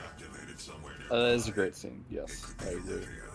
I think I'm pretty much with you guys for the most part. I guess I don't know. Maybe I'm more a little leaning negative at the moment, but I am still. I want to see the rest of the season to see how it plays out. It's predicated on a lot of ifs for me, you know, if they stick the landing, if they make certain choices later, but you know, if this thing falls apart, you know, I'm never rewatching this. Even the stuff I'm positive about. Yeah. It's like, well, I mean, if that it falls happens. apart, I'll just watch the scenes I like on YouTube. 0, Sure. 2. Yeah. I have that with a few things. She has locked me out, Doctor. Like, I can't justify owning the Obi-Wan show on Blu-ray. There's like 10 minutes of that show I like that I can just watch on And YouTube. it's like the last episode. For me, anyway. Yeah. She is trying to tear open the portal. So, but it's funny that you bring up that how you think the second episode is stronger, because I agree with that too. But from what I understand, a lot of the second episode, I think, was the original material. So it's like the stuff that wasn't reshot. So my understanding. Oh, sorry. Because I think the original pitch for it was to be more of like a procedural show, and that's what's happening with like the Red Tiger stuff. Yes. Maybe it's all the Fisk's side that's like added in. I don't know. Well, and it should be noted that there's also some stuff that's been replaced that's not making the cut. Like, I think there's a couple of, like, actors, not like major actors, just the people we know were in the show at one point that probably aren't anymore. You know, stuff like that, that's been shuffled and replaced. My understanding of the pilot is that's probably, like, 50% reshoots and 50% the originals. Yeah. So I think it's kind of a mix of both. I could And, tell more with the pilot, like what stuff was new. Yeah, but if I didn't know about that stuff through cultural osmosis, I don't know how obvious it would be. At least to me. Like, not saying there isn't clunky editing or pacing that felt off to me. Just if I went in completely blind, I don't think I could tell you what scenes were reshoots and what scenes were. At least that's how Maybe I feel. not. Yeah. There's just a lot of information we knew going into this thing with Karen and Foggy and stuff that was added later and changed. Like, we knew a lot of that stuff going in. Yeah, and well, like it just came out, so I don't want to, get Right. too- Yeah, I'm not go getting ahead. into specifics. But there's based on what was leaked, what we knew about the original scripts. I was really hoping that it wouldn't go in a certain direction. And me too. And even the stuff I'm positive on, I'm still just kind of scratching my head. Like, yeah, why is this our starting place? Like, I'm still kind of confused. why we decide. And I mean, now positive though, I do feel confident in saying like I think this is probably better than whatever I can say that. I think that it's at least been improved. However you feel about certain choices. It's still a weird place to start for the show, in my opinion. Yeah, and I kind of got like it felt to me like they were kind of going back to a little bit of the season 1 structure, because season 1 of the Netflix series does feel a little bit more episodic than the rest of the series. Right. Because like you have them taking on different cases at the beginning. Those do end up like tying into Fisk, of course, but like you know, it still has that kind of more episodic kind of feel. So I don't know, that was a welcome change, but I don't know how intentional that is, because it's them working with older material and you know, bringing that in. Yeah, it's clunky, like it's not perfect. No. But going back and rewatching some of those Netflix episodes, it's like, man, like that Netflix pilot was just so perfect and precise. I mean, that's just a perfect season of television. Yeah. This, at best, I'm like, it's pretty good. I'm giving it a shot. It's not awful. Yeah. I am enjoying it. Yeah. I'll keep watching it. And then you just have to sift through, because I am seeing you see those like critical quotes like Daredevil at his best, like no pilot. I've seen some people say like the first episode they thought was amazing. I'm like, okay, I watched something different, because that wasn't the feeling I had. No. But there's good stuff. Like I am positive on some of it. It's also not the worst thing ever made. Certainly not the worst Disney Plus show. Not even the worst Daredevil I've seen. I'd argue it's better than the hand stuff in Daredevil season 2. It's hard to fully compare yet, because with my recent rewatch of season 2, I overall ended up really liking season 2 more than I remember. I like most of season 2. It just fell apart at the end for me. It falls, especially the hand stuff falls really flat in the last few episodes. But yeah. I mean, we can spoil this now, because this is like, almost 10 years old. But when they did the Elektra death in the finale, I was like, oh no, you botched it. What are you doing? What have you done? I was like, yelling at the TV. I was like, no. Why can't we get this right? The movie did this better. What happened?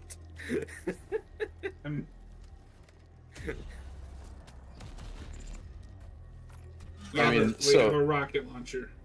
Hell yeah. I will give you, like, you know, this season so far isn't the worst Daredevil, because it's better than the Ben Affleck movie, of course. Hey, the Ben Affleck movie is not that bad.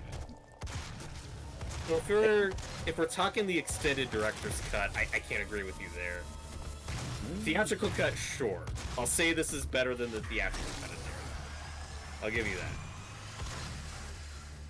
That's the version I remember more. I did end up watching both cuts recently. I think I kind of fell asleep during the director's cut. It's like a 2-hour and 10-minute movie. It's not even that long. I was tired. I was always tired. I was sleepy. No, and there's a lot of CGI in this show that I think is like marginally better than the CGI in that movie, but not by a lot. Yeah, that's a good sign. Some of that CGI, especially in the first 10 minutes. In the first one, it's rough. No, it's actually the director's embarrassing. Yeah, no, I like the director's cut of Daredevil a lot. It's a very flawed movie, but I think this is also very flawed. That hard to compare. And that first 10 minutes, again, we're not going to get into specifics. Like, there are pieces in there I really like, but their attempt at their long take action scene, I thought kind of botched that. Like, I really feel the idea behind it. I really feel that they wasted the oneer.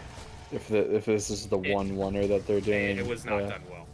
There was an idea on paper that I really like, a through line that's happening in the background. Like, again, there's pieces of it. And everything with the performances, particularly like Charlie Cox himself. Yes. Whenever we're on him, it's great.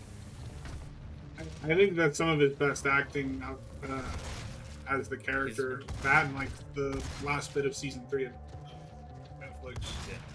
Yeah, and I'm okay. I'm not even gonna get into it because I don't want to spoil it. But there's things though I've heard some people say like, "Oh, this is so."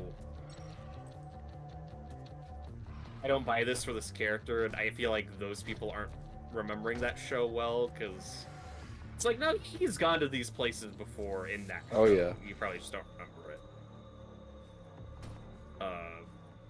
I'm not there. I'm not like, oh my god, this is a character assassination thing. Like, no, it's. Oh, I haven't seen people say that. I've seen a couple. I don't agree with that at all. But Robert, wasn't it funny when he did the thing? Yeah, Noah, do you know what we're talking about? Because I didn't have that. Noah, do you know what we're talking about? Because I didn't have that at all. So yeah, when alright, so he does a thing. We're being very vague. Yeah, I was like, wait a minute, I can't say it. Well, when he kills the baby, let's just say it, when he kills the baby. When Daredevil kills baby Hitler after going back in time.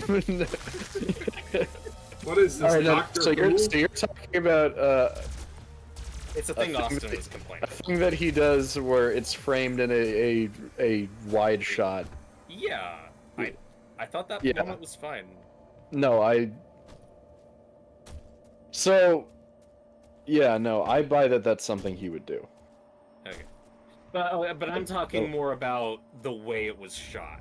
This flat, wide shot. I thought that worked. I didn't find it funny the way Austin did, but maybe you disagree.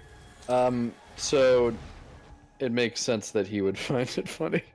But like, he thought it was bad, though. Like, he thought it was a bad choice. And I just didn't have that. No, well, I understand the motivation behind it, because when I was watching it, it didn't strike me as funny.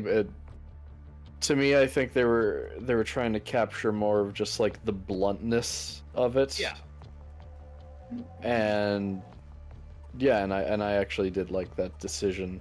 So, my big hang up in that scene is more so when they turn into CGI creatures. Yes, and then it was all the CGI. Okay, real smoke. quick. Should we upgrade the plasma rifle or the rocket launcher? I'm guessing you use the rifle more. I just got the rocket launcher, so I don't know which one I use more. Just pick one. Okay, rocket launcher then. Alright, Noah, remote detonation or lock on? Lock on.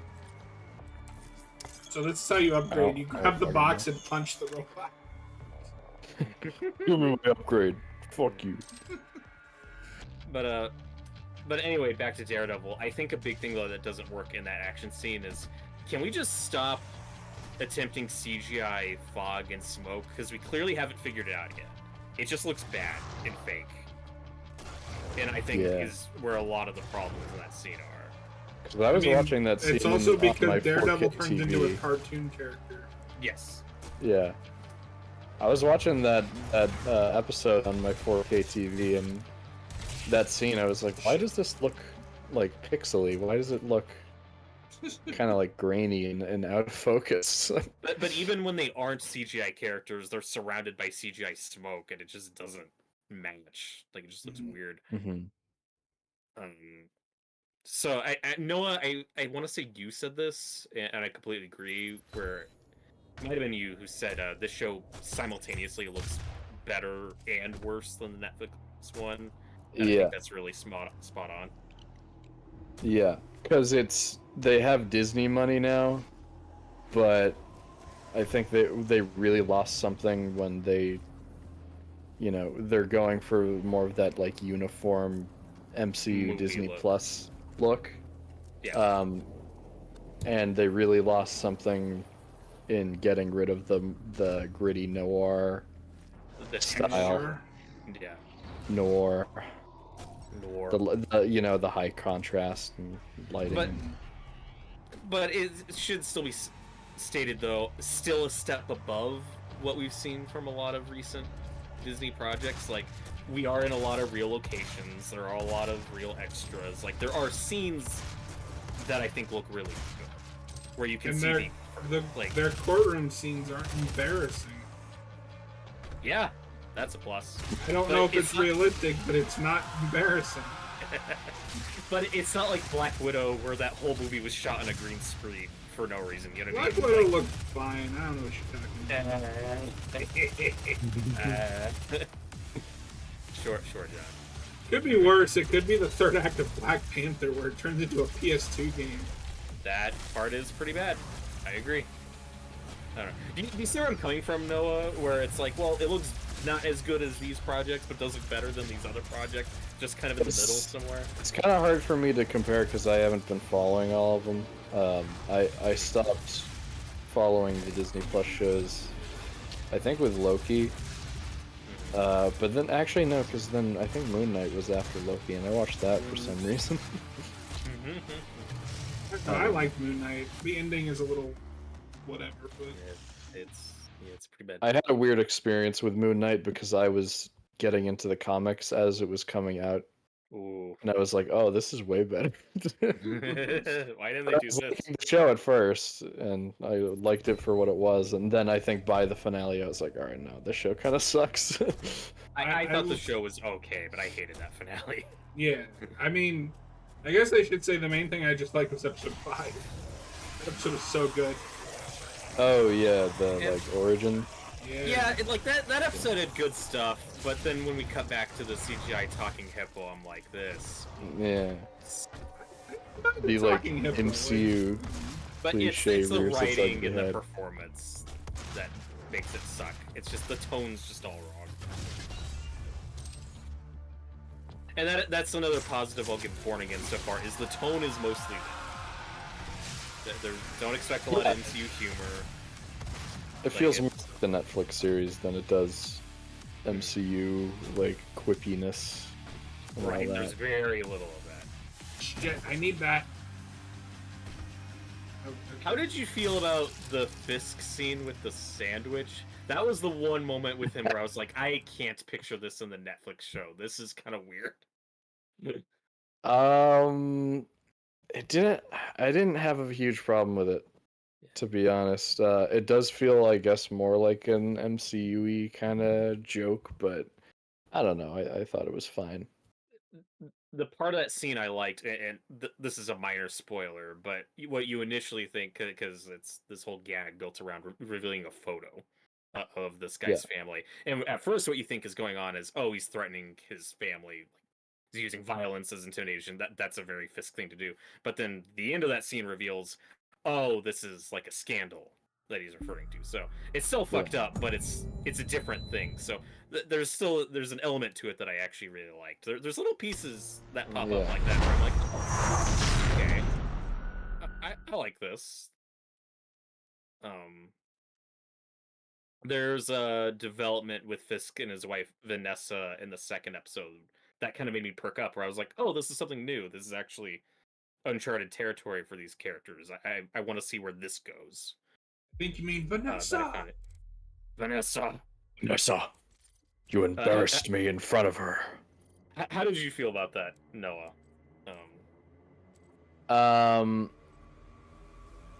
Wait, so are you talking about the, like, therapy stuff? Yeah.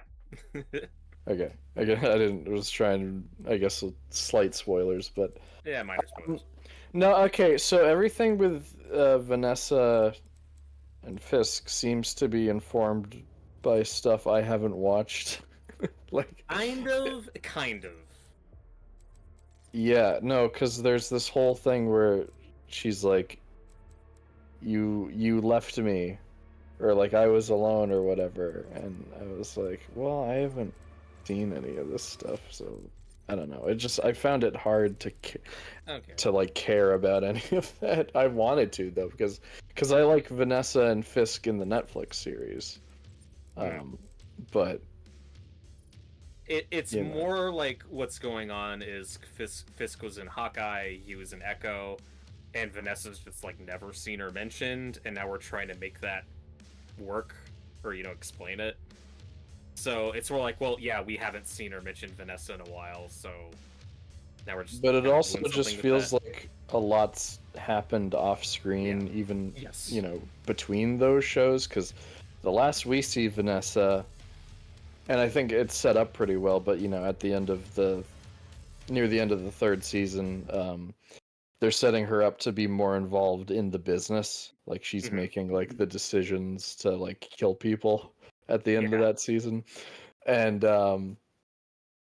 but like that was only like planting the seeds of it. Now when you see her, she's like full blown like head of the crime organization. It's like I feel like I missed a lot here.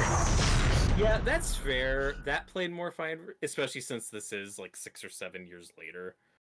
Yeah, So and it quite is. a bit It's of time been has years since season 3 of Daredevil. Yeah. passed. The way I interpreted the Fisk kind of staying away from her or being trepidatious about that, I guess I just took that as more just him thinking about his deal with Matt and not really wanting to put her at risk. But then in episode 2, it's more like, well, no, he still wants to have her and kind of fix whatever's going on. So I don't know, but I'm into it. I'm curious where that's gonna go. I wish I was more into it. I mean, it's working okay. Also a lot of it too is I'm not really understanding where, because I didn't watch Echo, where his whole new outlook on life and like motivation for running for mayor is coming from. Yeah, and that's set up at the end of Echo. So I guess I should have watched it first. Yeah, I don't know. No, and I still feel like I'm missing a lot, and there's more context I wish I had. That again with getting into specifics, but like those first 10 minutes of that first episode, my big negative, my big takeaway is you have those first 10 minutes. I'm like, this should have been an entire episode, and that would have solved a lot of problems for me. Like, No, we needed just an extra it feels pilot. rushed. Yeah, there's some things that happen in that first episode that feel very rushed. And this isn't a spoiler, it's in the marketing, but like the idea of Fisk running for mayor and then being elected mayor, like that all happens in the first episode. Like that feels rushed, but whatever. Yeah, I thought we were gonna spend way more time Yeah. on that than we'd end up on the election than we end up doing. Yeah, I'm kind of glad we didn't. Like, okay, just whatever. This is our status quo now. Let's just get through it. Like, I didn't hate that, but yeah. I It's see. still I rushed. would have preferred to see that develop instead of just like going full into it. But Yeah, but like I said, and this is also like kind of more nitpicky on my part, but I don't even really understand how he's allowed to run for mayor in the first place. I don't either, but I just don't care anymore. And the fact that he has supporters, and they address it in the show, but like I don't think that's enough. Yeah, well, I don't They know. address Anyone it, can but run. it's like, Dude, anyone Yeah. can run for mayor. Nothing surprises me anymore. I How he mean, got out of prison, that's what I'm still unclear on. I don't think Hawkeye explained it. I don't think Echo explained it. He was in No. prison for a while and then got out at some point, and I don't know why or how. Does Matt know that he's been out of prison this whole time too? Because I guess he also at the end of season 3 he makes it seem like if Fisk gets out, he's coming for him. Yeah, I don't know. And again, this goes all the way back to Hawkeye, though, where they just didn't know yet if the Netflix stuff was canon. And I don't know. I think Hawkeye Yeah. just really botched Fisk's introduction into this universe, and they've just been kind of scrambling ever since. Like, all my problems with him, I just kind of trace back to that. Like, yeah, this was never thought out. No, it seems like this whole thing's been like do we want to acknowledge Netflix? Yeah. Do we not want to acknowledge Netflix? Like they've been very wishy-washy about it. Yeah, well, until recently, ever since the reshoots, they've been more firm. Like, no, that stuff's canon. This is direct continuation, which is what I Okay. prefer on. Like, it's messy. That's just personal preference thing. Like, I'm glad it is a literal continuation, but it is messy for sure. It's a I will say it is. continuation, but it's built upon such a messy foundation. Yeah, yeah. But then when I'm on board, where I like that though, is that there's a new character called BB introduced, and she's tied to a very important character from season 1, and that perked me up. Where I'm like, Yeah. oh, we're building on this. Cool. This hasn't been addressed in a while, and that I thought was interesting where that might go with her connection to Fisk. And so there's little ideas like that where I'm like, oh, okay, cool. I'm on board for this hypothetically. We'll see where it goes. How do you feel about that? Because Noah, you're a Sopranos guy, right? Yes. How do you feel about Gandalf's kid in this show? I'm interested to see where his character goes. I think he's pretty good so far. There's one scene where he's like talking about like the meme potential of Fisk's candidacy. That was kind of funny to me, but like yeah, so far as his character is just like kind of there, I think they're, you know, we gotta wait for him to become a little bit more prominent. See where he's going. Yeah. I thought he was okay. I'm more like, okay, where are we gonna go with this? Because at first I thought, okay, is this gonna be like some secret son of his? Because we've done that in the comics, but the math on that would not work at all if it was Vanessa's, at least. But no, I don't think that's what they're doing. But when he was first cast in the show, people were speculating like, oh, like he's Gandolfini's kid. Like, is he playing Fisk's kid? Like, that would make sense. But so I don't think that's what they're doing. Yeah, no, I'm happy to see him, you know, get more work. Because he played Tony Soprano, the younger version of Tony Soprano, in the Many Saints of Newark, the Sopranos movie, which was not great, but he was good in it. So yeah. But yeah, no, so far I think that character is going to become more prominent as the series goes on. Yeah, for sure. Again, there's a lot of ideas and things set up where I'm like, okay, I'm kind of into this. It all depends on how they pay it off. Yeah, exactly. And I mean, so we know that a second season is coming too. Yes, they've already started So filming. part of me is a little concerned what that means for the finale of this season. Like, how much of that is just going to be a cliffhanger? Yeah, I don't know. But also, for context, the original idea of the show was it was going to be 18 episodes, right? And then they shot about the first half of it, and then went, "Oh fuck, this isn't working." Reworked it, reshot a ton of stuff, and now they're releasing that 9 episodes basically as season 1. So some of what they had planned for the back half of those 18 episodes is probably going to trickle into season 2, and why they're filming that so quickly. So we'll just see if they have a smoother production this time. We'll see. I feel like they should if it's with the new creative team. Yeah, and I also don't want to be too wishy-washy about it, where it's like, well, if this show isn't great, that's fine, because maybe it'll be great next season. Like, I'm not assuming that. I'm just... It's more cautious optimism, you know? I think it'll at least be more... No, Robert, it's cohesive. bad. Everything about it is bad. I don't know.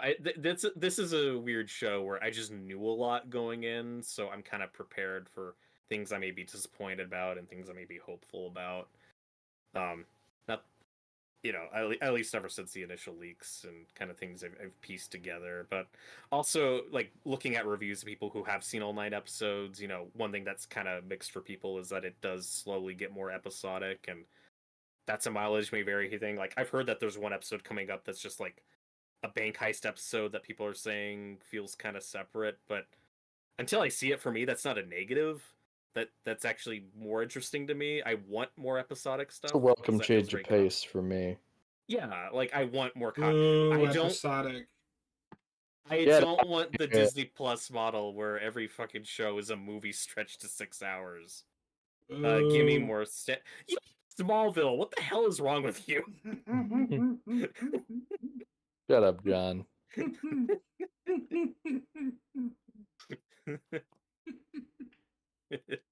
It's television. It has to be episodic.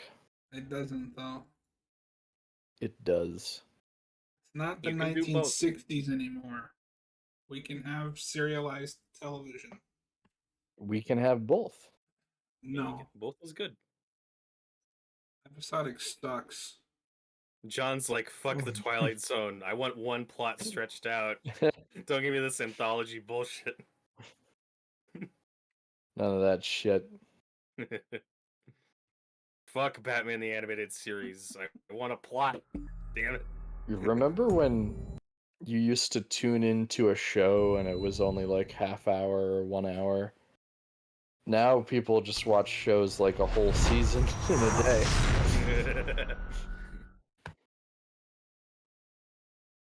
Anyway, Yeah. So that was but my that's- impression of a boomer. But yeah, with this White Tiger stuff though, like I like the setup, and I don't know, like, is this gonna get wrapped up Yeah. in the next episode, or is he gonna be a regular character? But either way, like that stuff I'm on board with. I think that stuff's okay. I also just think it's cool because they're adapting something I've actually read. Oh, that's fun. I've read part of the Bendis run. I still haven't finished it, but Nice. the White Tiger stuff and that was cool. Yeah, and also there's a villain coming up called Muse. Like, I don't know if that's just gonna be a one and done episode or Austin made if it that's sound gonna like be a that's the recurring big villain. bad. Maybe I don't know. And that's from like the Zdarsky run, I think. Mhm. This Muse guy. I don't think that's from Bendis, but like they're pulling from a lot of different things. I don't think. Yeah, I think that's Zdarsky.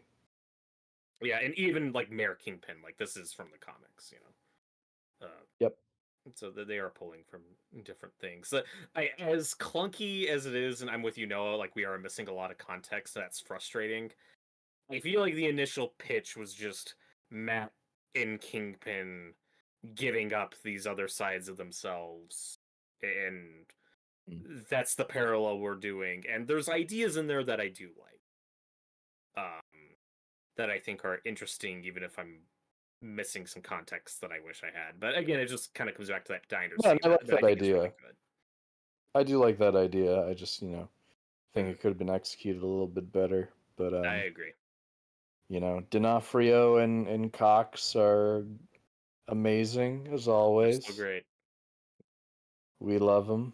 I love them. They're my favorite MCU heroes and villains. They're pretty great. When we include the Netflix shows in terms of like MCU villains, I go back and forth. I mean, they're canon now. Yeah, right. They're canon now. But I go back and forth between Kingpin and Kilgrave and Jessica Jones because they are great and so different. Like they're really hard to compare. Yes. So I've only watched the first season of Jessica Jones once. That's all you need. Yeah, and I've only watched it one time. I got to go back to it at some point. Me But too. yeah, I love that remember. show. I remember Tennant being phenomenal He's so in good. that season.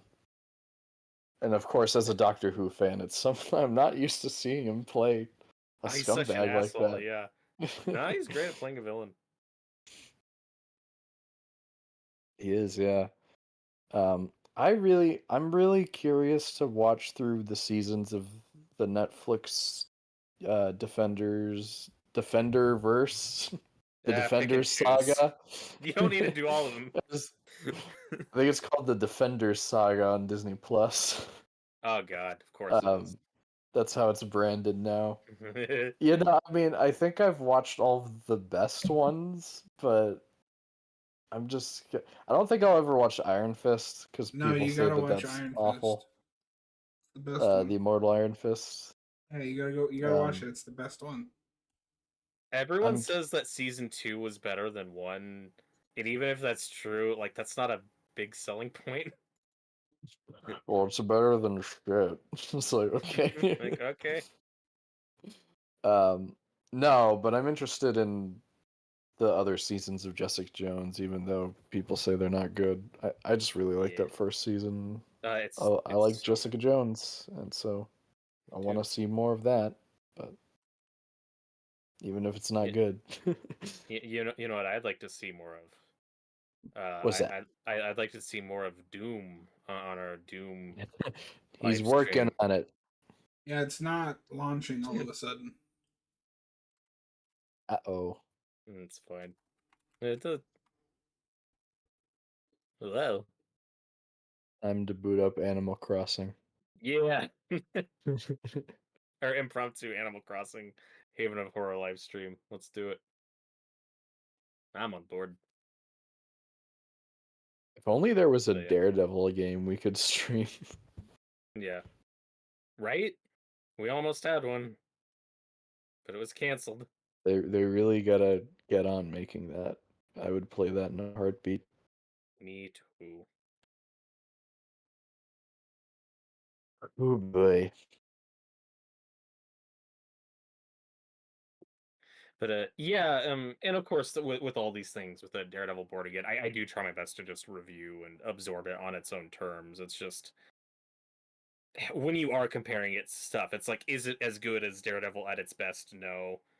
But it's Nope. still a pretty big step up above those Netflix shows at their worst, in my opinion. So, mileage will vary. And compared to Disney Plus Marvel shows, like, it certainly could be my new favorite. We'll see. Like, I don't think it started as nearly as strong as like WandaVision did, but who knows? By the end of this thing, it could be my new favorite. I think there is the potential there, because most of these Disney Marvel shows have not been very good. Yeah, I don't know. I still have the feeling that they might not stick the landing. Mhm. Like I was mentioning earlier about, how this season's going to wrap up. We'll see. It might not be as clunky as I'm anticipating, but I don't know. I'm a little concerned. But this is just me thing. It's just taste. I'll take a cliffhanger over like a complete wrap up if the wrap up sucks. You know what I mean? Oh, sure. Yeah, Because a yeah. cliffhanger just means like, well, yeah, season 2 might be really good. And just have to wait and see. But I think the fact that it's episodic too could go in either direction, where Mhm. because they're spending more time on other plot lines, they might not have the like main story might be wrapped up too quickly in the finale, or Right. they're just I don't know, or it won't. I lost the point I was making. But then, and some of my issues I also think could soften over time, just the more time we spend and get to know these characters. But again, it goes back to those first 10 minutes where we're not just dealing with picking up from the Netflix show. There's also a bunch of new characters introduced in this first 10 minutes, and they have to get across a lot of exposition and context very quickly. And then, like, okay, here's some of your new main characters. And it's like, okay, but I haven't had enough time with them yet. Well, and And how I'm do you not in love with feel? them so far. I was gonna ask. Yeah, you're not in love with the new cast, or the new Yeah. supporting I don't think cast. they're Yeah. bad. I just don't have time to get to know them yet. There's. I kind of like the cop guy that he's friends with. I like the actor. I like that actor too. Yeah. I'm not. I'm not really into his new love interest, to be honest. Oh, okay. The I like her. therapist. I could see them going either way. Again, it's rushed and we don't get a lot of time to really flesh out that relationship. I like the idea of it. Yeah. You're We'll like, see where no. it goes. You're wrong, Robert. I mean, it could go to a really annoying place and she could be a really hateable character. I don't know. She's just kind of nothing so far. Yeah, well, just don't have enough time with her. But yeah, I got a better sense of who Karen Page was by the second episode of the original series. That is true. That was also juggling less characters and was taking its time more. that had a very focused Yeah. plot Well, there that you we go. slowly. I mean, even Ben Urich, that's such a major character in season 1, but he's not even introduced until like episode 3. Like that show really takes its True. time in getting to know these characters and kind of stretching it out. Very true. This one feels a lot more. I don't want to say frantic. It's just like, gotta do this. We gotta do this. We gotta do this Netflix stuff. We also gotta. It just feels like we're juggling a lot. They and have a it's just shorter little clunky. runtime episode count. Yeah. So Right. And like I said, some of these issues could soften over time, just depending on how the future episodes play out. But then they we almost. have. I feel like they could have done like the usual 13 episode season for this. Maybe. Certainly that first episode, that pilot, like I said, easily could have been 2 episodes by itself. Yeah. And moving forward, especially if they're doing the more episodic kind of structure, I think a longer season could have worked more in its favor. Yeah. And it's, for anyone confused, it's not that we announced 18 episodes and then condensed that to 9. We just reworked the first half just into its own season. Right. And then the rest. So that's, I don't know. But when it was initially, it says 18 episodes, I was like, oh, that's really bold and sounds like more traditional television. That could be cool, but I don't know. My main positive is just, well, I guess I'll take this over what they were originally shooting, because it at least marginally feels like an improvement. Yeah. We'll see. So, and this is something I've talked, I think I've talked to you guys about before, but we'll see, where the season goes, because it's, with these Disney Plus shows, it's hard for me to, like, get a full, like, concrete opinion on it until it's all over. Right. So, by the end of the season, we'll see how I feel about it. But if it's more episodic, then we could have a stronger experience week to week than some of those other shows where it's like, yeah, I just watched 20 minutes of movie. Now I gotta wait for a week for the next 20 minutes, so the vibe will be very different, potentially. Like, if we're getting great episodes week to week, then that's not gonna be as, like, we're not gonna be riding on that finale as much, you know what I mean? True. If we get there. We shall see. But, and without getting too much into spoilers, but something else I just remembered I want to touch on is I remember they were saying there was a certain plot line with the Punisher that was in the original series, or the original, like, script. Yep. That I assumed was going to be cut, but it looks like they are doing. Yeah. I'm not looking forward to that at all. But again, my positive outlook, it's like, okay, I'm sure we'll talk about this on the review on Monday. But my stance is more, okay, if we have to get that out of our system and do that here, whatever. Now I'm way more interested in that Punisher special they're doing. And if that's just a cool, standalone, simple Punisher adventure, then I am on board. I'm excited.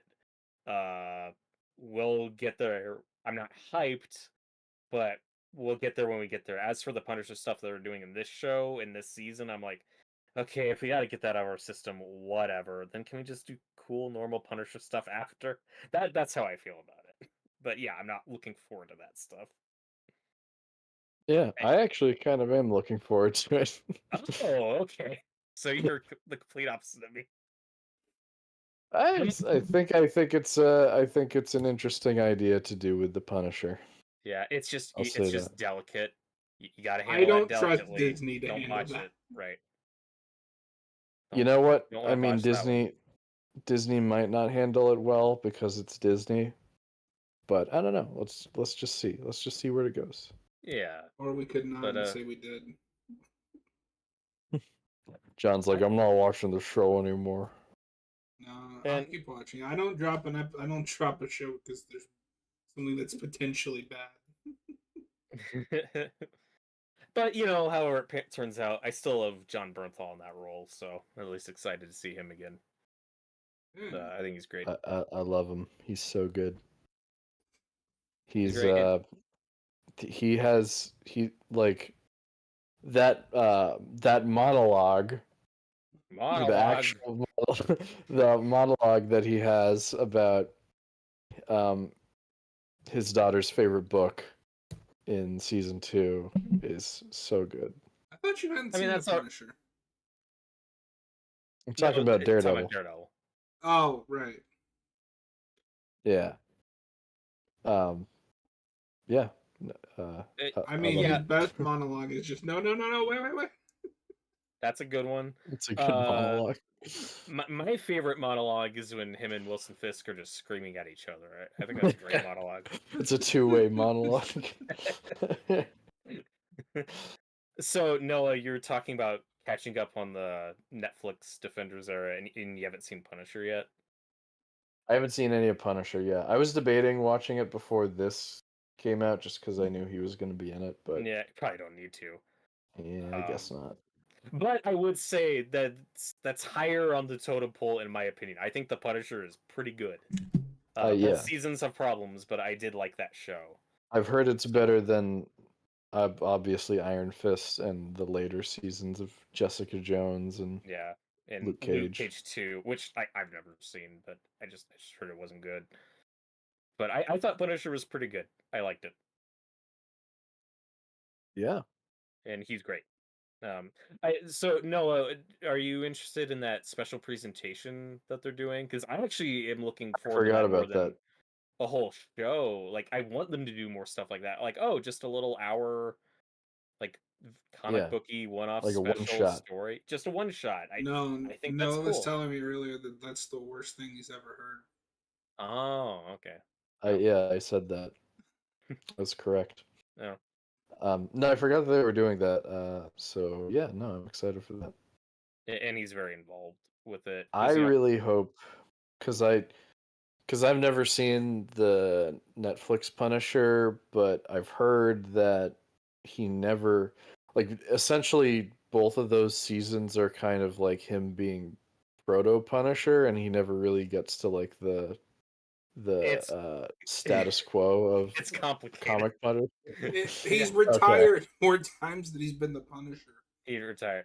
Okay, so I understand having issues with the setup. For the sake of the story, I think works. Like the way so Daredevil season 2 ends with him as, the Punisher.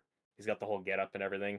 The way his show starts, it's like he's doing Punisher stuff, wiping out the rest of the people he needs to, and then he retires and he's doing his own thing, and we jump a little bit better later, and then the story starts. Like, I don't love that that's where we start, but like whatever. Like, I think it works with the story. And then in season 2, he's retired again. And then minor spoilers, but at this point, who cares? At the end of season 2, it's like, okay, now he's the Punisher for real this time and forever. And then in Born Again, he's gonna be retired. So okay, real quick, I don't know what's going on with Doom, so I'm doing a reinstall, so we're gonna play something else, but I'll be right back. Okay sounds good. Yeah, there's a few people watching, so we're just chatting. Oh my god, spooky. At this point this is our Daredevil review stream, so well, we're not gonna be there Mondays, so I figured we could have fun. Yeah. Talking about for it. Sure. Yeah. But so if that's the case, I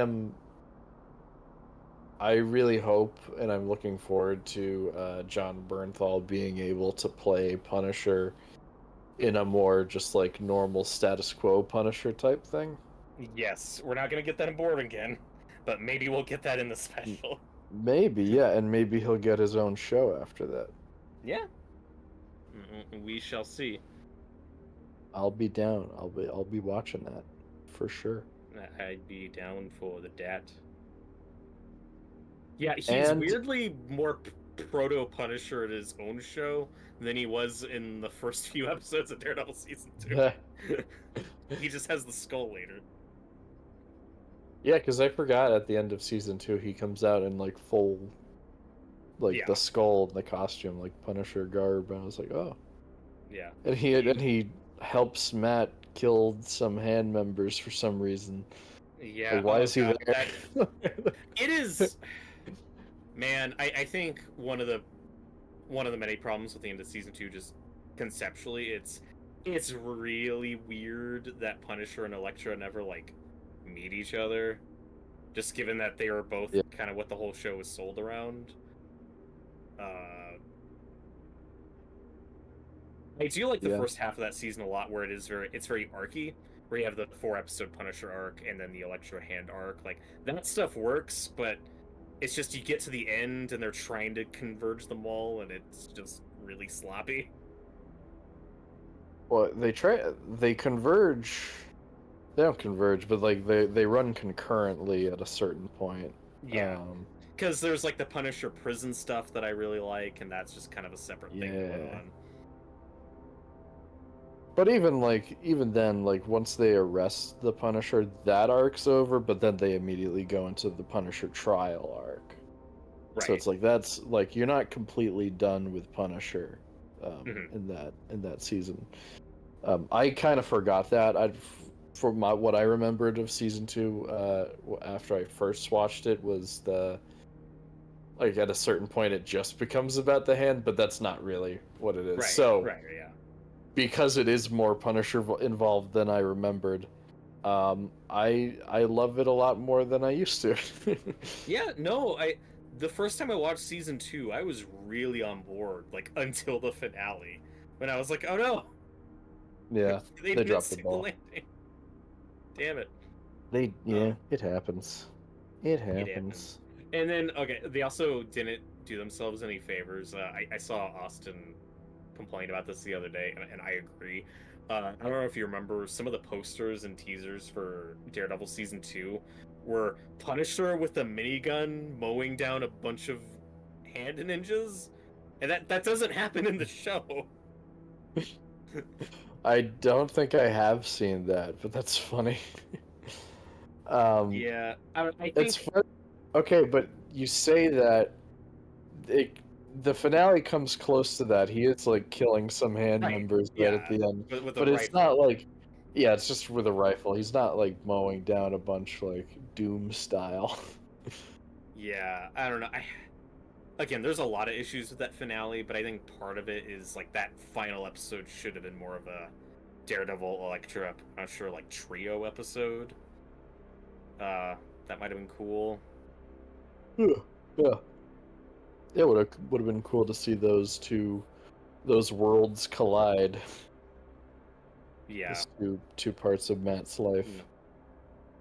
But then, I'm so torn because that stuff isn't handled well in Defenders at all. But then the caveat to that, it's like, well, but at least we got that out of our system in Defenders, and then let Season 3 just be great in its own thing. So in the end, it worked out, and I'm not as upset. In the moment, it was annoying.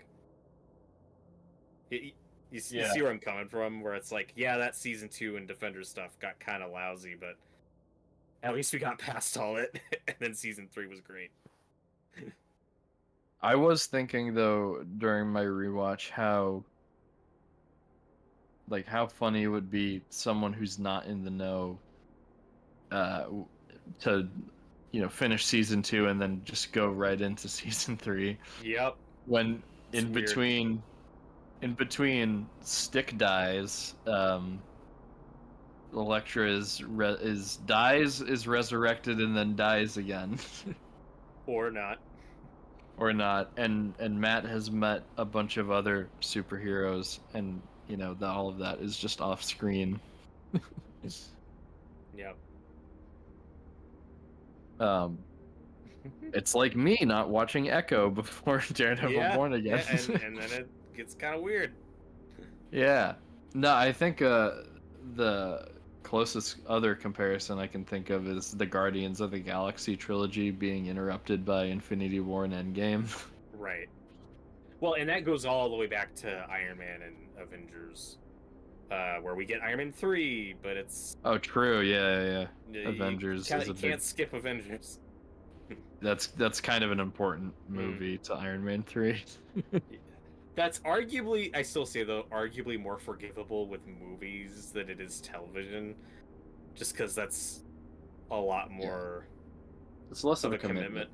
Right, and I also think just the way we structure these things on streaming shows, like, we don't have like a list where we can just show and easily tell people like, okay, here's the correct order in watching these shows, and you got to watch all that. No, it's just Daredevil 1 through 3, and most on people are Disney just gonna Plus, click it's and like watch. Yeah, the Defender saga. Oh, so I watch all of Daredevil and then all of Jessica Jones. No, right. They don't tell you how to feel about it. No, don't do that. Oh god, imagine watching Daredevil 1 through 3 and then watching Defenders. Like, you'd be so confused. You're like, oh wait, oh that's what happened. That's why they were talking about a building falling on Matt at the beginning of season 3. Yeah, and I've had that issue ever since Netflix though, where it's like you get to the end of season 2, there needs to be a thing that tells you, okay, watch Defenders next. Don't watch season 3. Gotta watch this other important thing. The autoplay shouldn't be the next episode of the next season. It should be start Defenders. Right. Yeah, but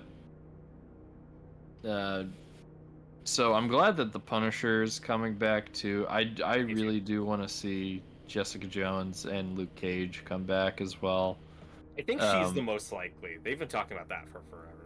I want to see Luke Cage come back too, just because I like Luke. I like their Luke, even though I never watched his show. But season 1's pretty good until it falls apart. But season 1 was mostly fine. There's some really good stuff in that show early on. And I don't really care one way or the other if they bring Iron Fist back. Yeah, but then if we're following continuity, you know, spoiler alert, he's not Iron Fist at the end of season 2. Oh, is he not?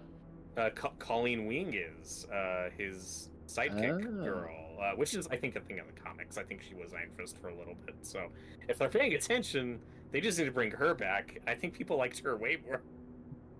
Killed Danny off. Oh. Also, I mean, that guy got a bad rep, you know, like, it wasn't his fault that turned out the way it did. Yeah. I don't know if he knows. There's nothing wrong. He's not a bad actor or anything. There's nothing wrong with that guy. He also had an extremely short amount of time to like prep and train for the fight scenes and stuff. Like that first season was so let's kill rushed. some zombies. Yeah. Are we killing zombies? Doom. We're back to Doom, everybody. Okay. Look at that. That's a big Doom. Maybe we're not killing zombies. Doom, State of Decay 2. The Juggernaut bitch edition.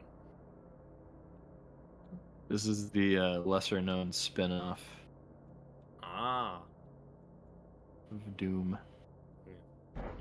But no, what I've been pitching for years is like, okay, bringing Daredevil back, giving him his own show makes sense, but instead of giving all those individual characters all their own show, like just do a Heroes for Hire show or a Power Man and Iron Fist show where it's just those are your leads and just it's not Defenders, but it's more that where it's just like, okay, just put them all in one show. You don't need all these individual characters to get another season. No, we have to have Iron Fist Reborn. Oh. Iron Fist Born Again. They just do that with every character. Like, no. I would love Jessica that. Jones Born Again.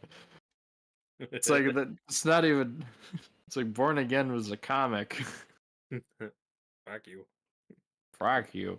Which they already pseudo adapted in the Netflix series, but this show is called Born Again.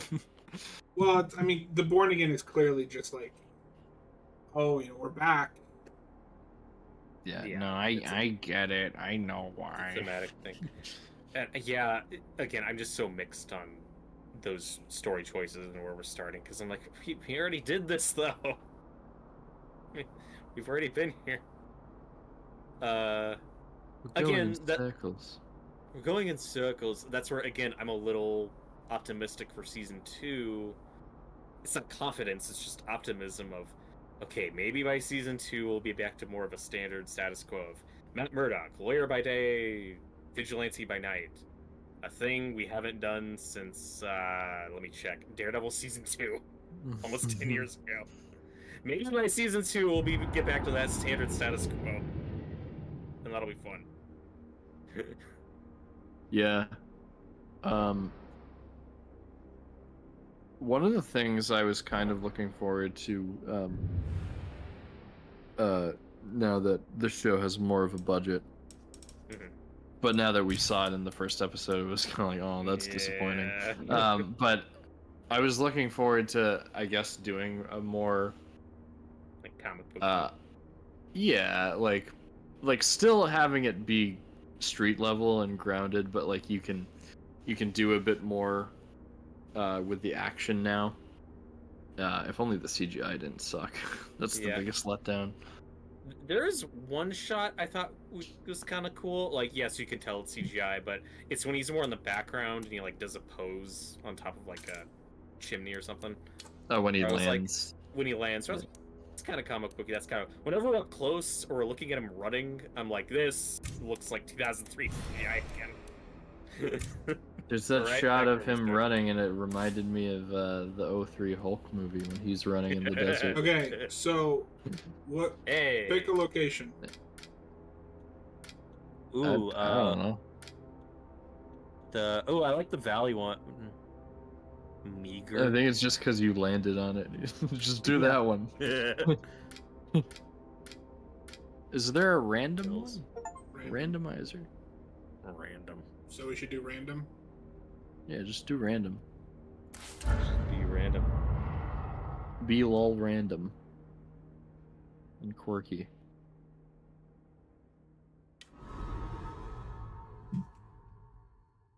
Alright, so now we're killing zombies.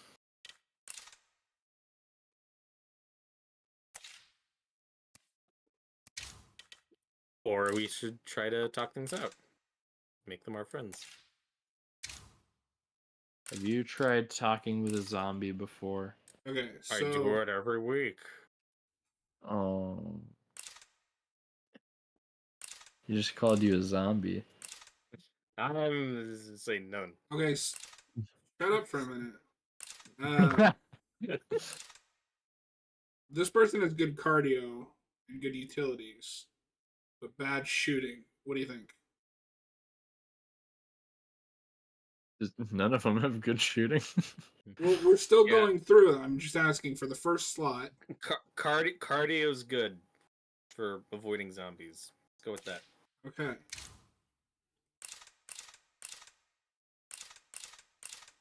Does anybody have This good person shooting? has good shooting, but not much else. But bad cardio. So for a second slot, maybe this person.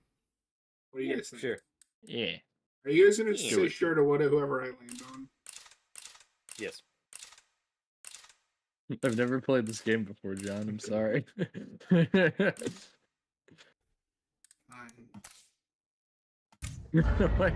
sorry. Aww.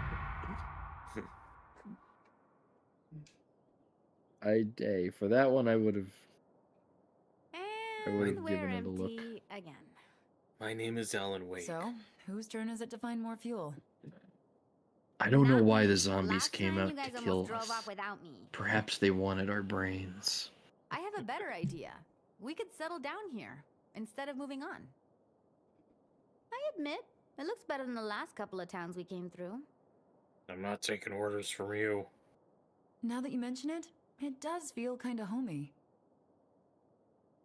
It's settled. We're not saying this town anything. is where we'll set up our new base.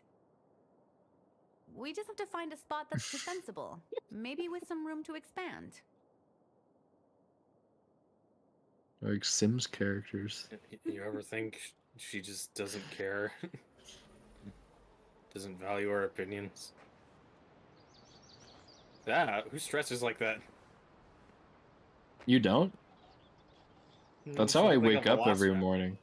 Alright, 1 second. I get out of bed and I just do that. Working. What's going on? Oh. My controller's not working for some reason. No, no.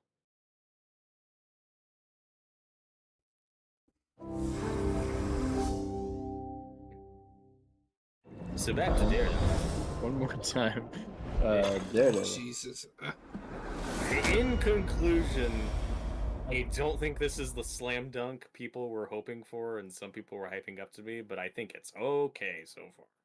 I think a it lot gets of better. people are still pretending like it is the slam dunk.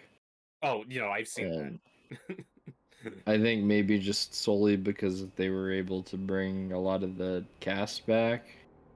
Yeah, And I sure have mixed feelings about that. and But I will wait and see. I'm also just in a Daredevil mood right now, so Me too. yeah, I wanna I'm just go back to a lot more of the comics. I'm planning to read through Miller soon, which Miller I've time. never done before. Yeah, it's Miller time. I've never read any of Miller Daredevil. I've So- read Man Without Fear, the prequel, and it's very good. That is what I'm gonna start with, just because it's the origin. That's also what I started with. I have it in trade, so Me too. I'll just Yeah. grab that and read it.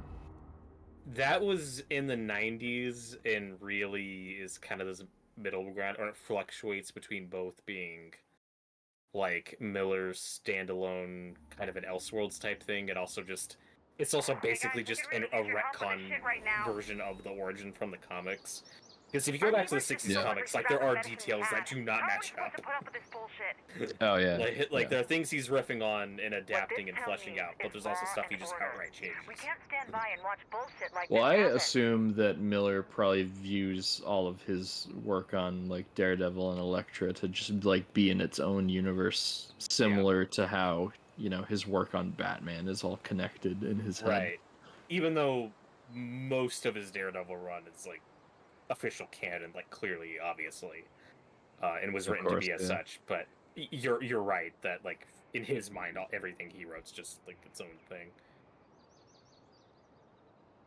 Well, and I guess I don't really know, my Marvel comic history is really rusty. I don't really know anything, but they don't, because didn't have any big universe resetting event like a No. Crisis. No, Yeah. and they've John and I have talked about this, or maybe Austin and I have talked about this. Like Marvel's always patted themselves on the back for that. Like we've never rebooted like DC. It's like, yeah, but you change shit all the time. At a certain point, it doesn't Yeah. matter. Like they retcon and change stuff all the time. But I Over would the assume that the original like Stan Lee origin for Daredevil is Still not everyone. canon anymore. Kind of, yes, maybe. Okay, part of me just assumed it's Man Without Fear has taken that spot, but Maybe? Question mark? I don't know. I fucking love comics. Not confusing at all. And if the stories are good, I'm dead it's, tired today. it's not a big deal. Oh, And you just teleported here. I probably should have picked a different word. Whoa, you did a Jason. Oh my god. Always teleporting.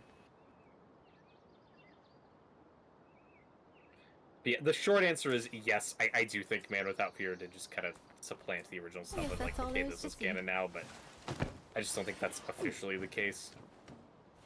But then years later, Yeah. you also get Loeb and Sale's Daredevil Yellow, which is another riff on the Right. origin. But I think that was always intended. I think all those are standalone. I don't think those were meant to be official canon in the first place. Because I haven't read it, but I've heard that Daredevil Yellow is very different from Miller's Man Without Fear. Yeah, I'll have to read that at some point. I want to go through Miller and then could probably finish Bendis, but I don't remember where I left off. Ooh, this could come in handy. And, Yeah, if I get into some of the newer stuff, I might just jump to Zdarsky, just because that run That's what I would do. sounds pretty cool. and Okay. people love Zdarsky's run. I need to read Brubaker though, because I have read all of Bendis. Mm. Like Bendis is awesome. There's a lot of acclaimed Daredevil runs out there. I've read I all of love it. Miller and all of Bendis, but it's been a while. Nice. And also the Mark Waid run sounds pretty interesting, even though it's a little more lighthearted. Yeah, and that's fine. Like that has its place. Like it's not as acclaimed as some of the others, but I know for some people that was kind of refreshing. Yeah, it's different. I love, you know me, I'm a Batman fan. I love dark Batman and lighthearted Batman. That's because you're a fraud. That's the opposite of what fraud means. I just, with Sarah, I keep pitching this because I want it so badly.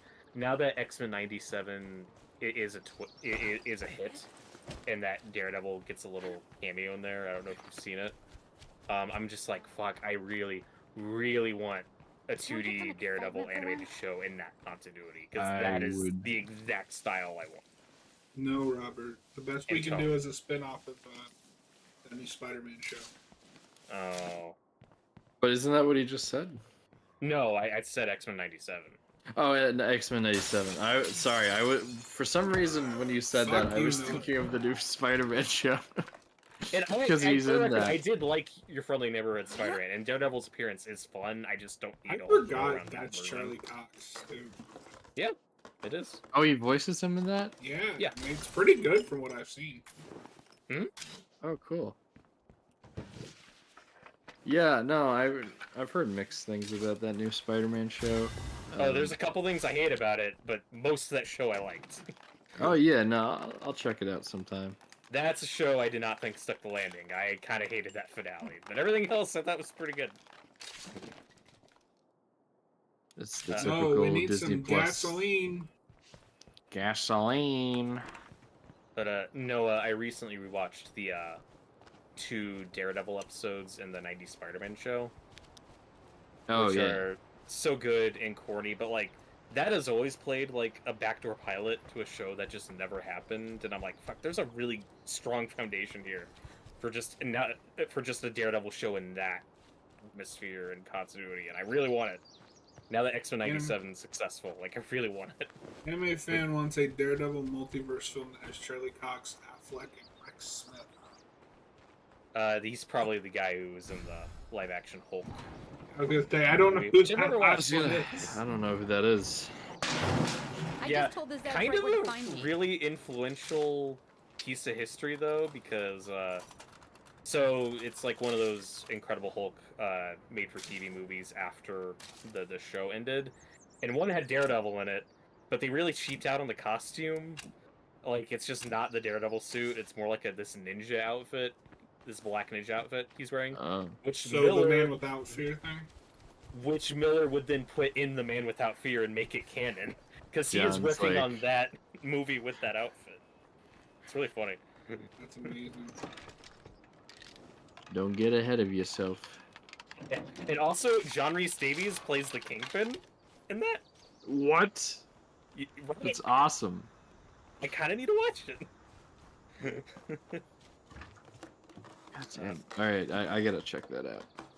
Yeah, he doesn't look like him. Spoiler alert, he's not bald. What? Yeah. Just because he's a fat guy, he can't play Kingpin? No, I think... No, it was probably more of a, I'm not shaving my beard for this stupid TV movie. They're like, yeah, okay. I'm guessing that... I just, like, love... I'm just, like, picturing how Kingpin's introduced in that. And you just see, like, him sitting at a desk with his white suit, and it's fucking Sala from... just from Raiders of the Lost Ark. He has a fez on. Like, oh, this is a weird take. He starts singing. Yeah. And anime fan just mentioned he thinks that Hulk Daredevil thing may have the first Stan Lee cameo. That may be true. I think I've heard that before. Because that's like late 80s, early 90s or something. Maybe late 80s. But yeah, that might be the first official Marvel Stan Lee cameo. We still have no gasoline. I need to catch my breath. Stop talking to me. Whoa, Robert, you just saying that because it's a woman? Yes. Robert's very uncomfortable when women talk to him. That is objectively correct.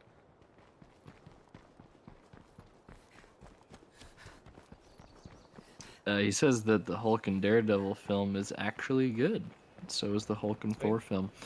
You know, I love the Hulk, but I have never seen the original 60s show, and I need to fix that. Oh, it's good. The pilot's great. 70s, you fraud. It's not from the 60s. Like, I knew as I said 60s, I was like, that's probably not true. Yeah, there's a... Yeah, I mean, God, you don't need to watch all of it.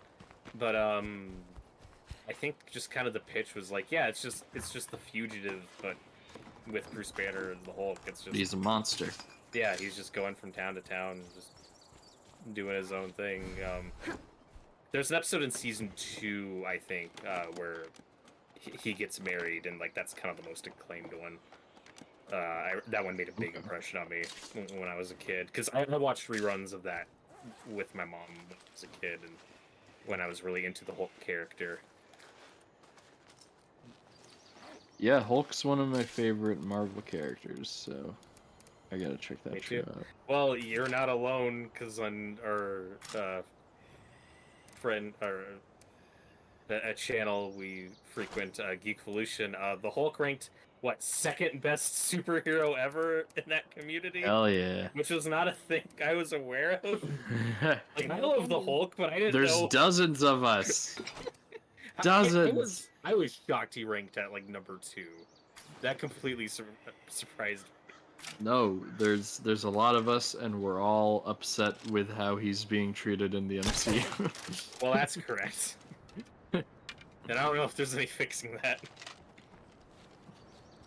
I guess not. They gotta reboot. Yeah. Better make sure it's dead. Or do, like, Grey Hulk or something different with him? I don't know. Yeah, dude, there's a lot of I have another task for you. ground up Details restart you need to do forthcoming. with that character.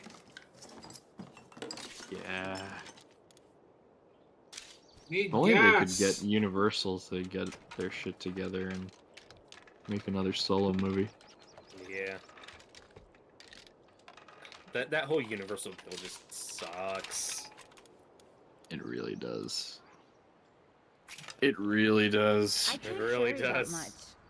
Can we get a new Hulk cartoon or something? Come on. Anything, please. All I have right now are some of his villains in the new Captain America movie. I think you mean the Incredible Hulk 2. Sorry, the Incredible Hulk 2, which does not have Without the the Hulk. Incredible Hulk. That's fine. It's not fine. I do. I can't carry anymore. I do. Oh god, they're running. I can't carry anymore. Well, good for you.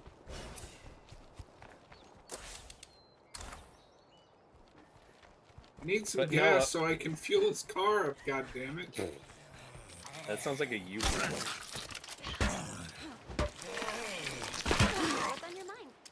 No, Hulk's always been like a really super popular character. Like, kids love the Hulk and love Hulk merchandise. We just have to put him in anything in a few years. Yeah. I wonder how much of it is that is he not a popular character right now because we're just not making anything with him? Or I think that's exactly what it is. because I feel like he still would be if there was like actual Hulk stuff out. Well, it's because we took him in a very specific direction in Endgame, and now we're just stuck with that. And it's like, a development. To even worse, it's a development that happened off screen, Yeah.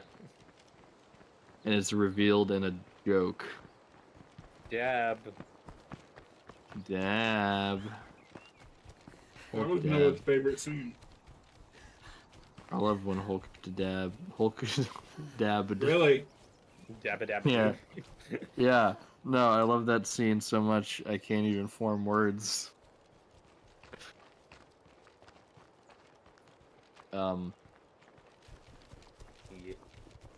Yeah. I actually like Endgame a lot. Like that, there's a lot of problems with that movie. still I like liked most of it less the more I go back to it. I like that it's mostly just kind of a hangout movie.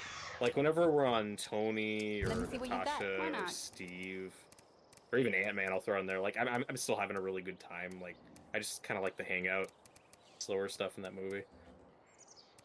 But then the Thor stuff isn't good, or Hulk. Like you know, there's certain elements Which to it that sucks. I really don't like. Yeah. Because the Thor stuff in Infinity War was so good. It was so good. He's like the highlight of that movie. Yeah. Also, and Thor and Hulk are two of my favorite Marvel characters. What do you So, have yeah. to trade? I don't see why not. I don't like that. Sure, but you at least get Hawkeye in Endgame, and he's fun. Yeah, I like Hawkeye. I like him too. I like that show. That show he's is okay. pretty good, except when it's not. But I like that show. I never watched it. Yeah, it's pretty good. No, I'm Friendly gonna fire. watch it on principle. To make mainstream for him. Oh. Good one. Screw you, lame stream media. I'm watching Iron Fist. I can see Noah doing that. I love that as the ultimate like hipster thing. Everybody's Oh, God, watching is it that old Daredevil. now? Everybody's watching Daredevil Born Again. I'm watching Iron Fist season 1. Yeah, boy. No, I watched the pilot of that and just said nope. I watched This- all of the episodes. I've seen both seasons. Oh God. I wanted to die. Season 1 does have Faramir.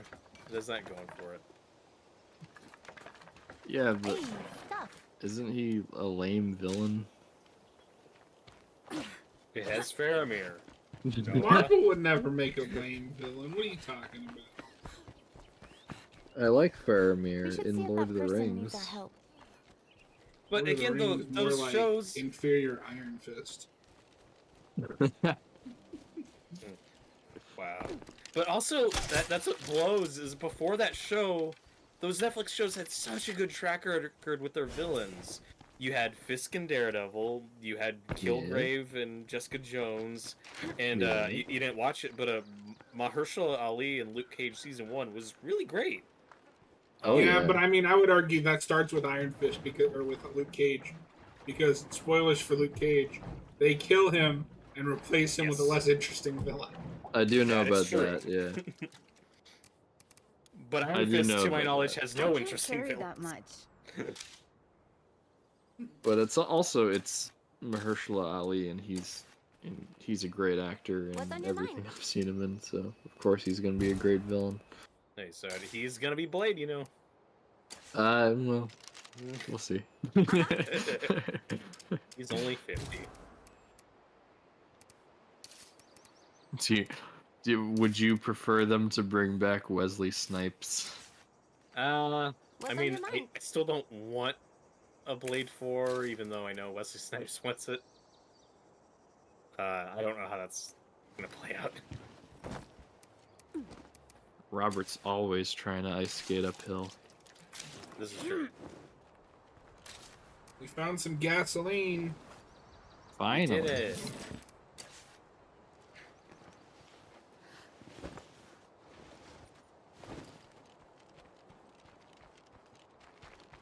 Went back to the car. No, sir. The other car.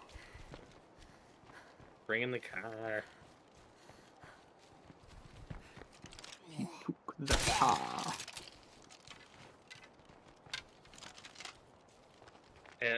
Oh my God! I got a quote, John. Remember Eddie Carr? He's the hide guy. Yeah. Eddie Carr, yay! I remember names. I was like, what? That's a car. Eddie Carr, hide. I could use I'm some Character's going back name to is the Eddie car. Carr. Can I get you anything? I'll take a double cheeseburger. Everything on it. Anime fan. I didn't watch Iron Fist, but Iron Fist is his least favorite of the main heroes and the Defenders. I mean, that's just Same. That's not a hot take. I don't even hate that Iron might be the Fist in coldest that. take I've ever heard you get. Yeah, even Defenders, I think he's like watchable. I don't think he's awful in that. Yeah, The I only didn't time think it I've was heard that anybody annoying. say anything good about him is he has like I guess an episode in Luke Cage season 2. Yes, I've heard that episode's fun. I haven't seen Luke Cage season 2, and Neither. I don't know if I care. But that's what I'm saying, though. Like, yeah, don't bring all these characters back and give them their own individual shows. Just do one show to have the rest of them, like Heroes for Hire, or like a team up show. You know, that's the way I'd go about Especially if you're not going to do it right. Like, I don't trust Disney to make something to Jessica Jones season 1 quality. it. Yeah, and Especially with the themes I that really show don't tackled. need it.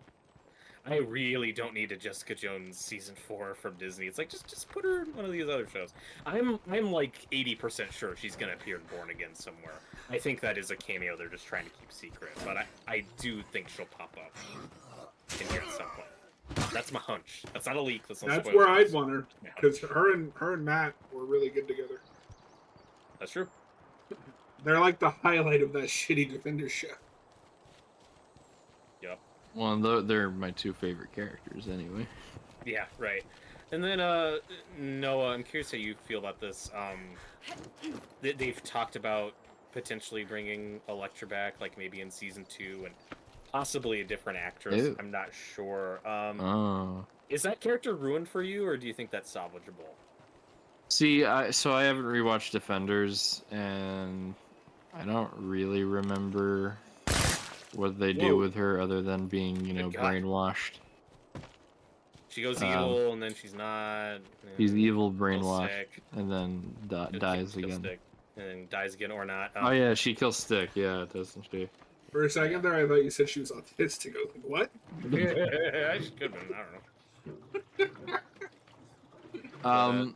No, I don't know. I think she's salvageable, and I think the foundations with her in season 2 of Daredevil. I like how she's. I do like their Elektra in that season. I like the actress. Yeah, and I like the actress. I'd like to see her come back. All you have to do is just bring her back and have her just working as a mercenary. That's a character where I don't think you need to dwell on all the Netflix baggage. Don't bring the hand back.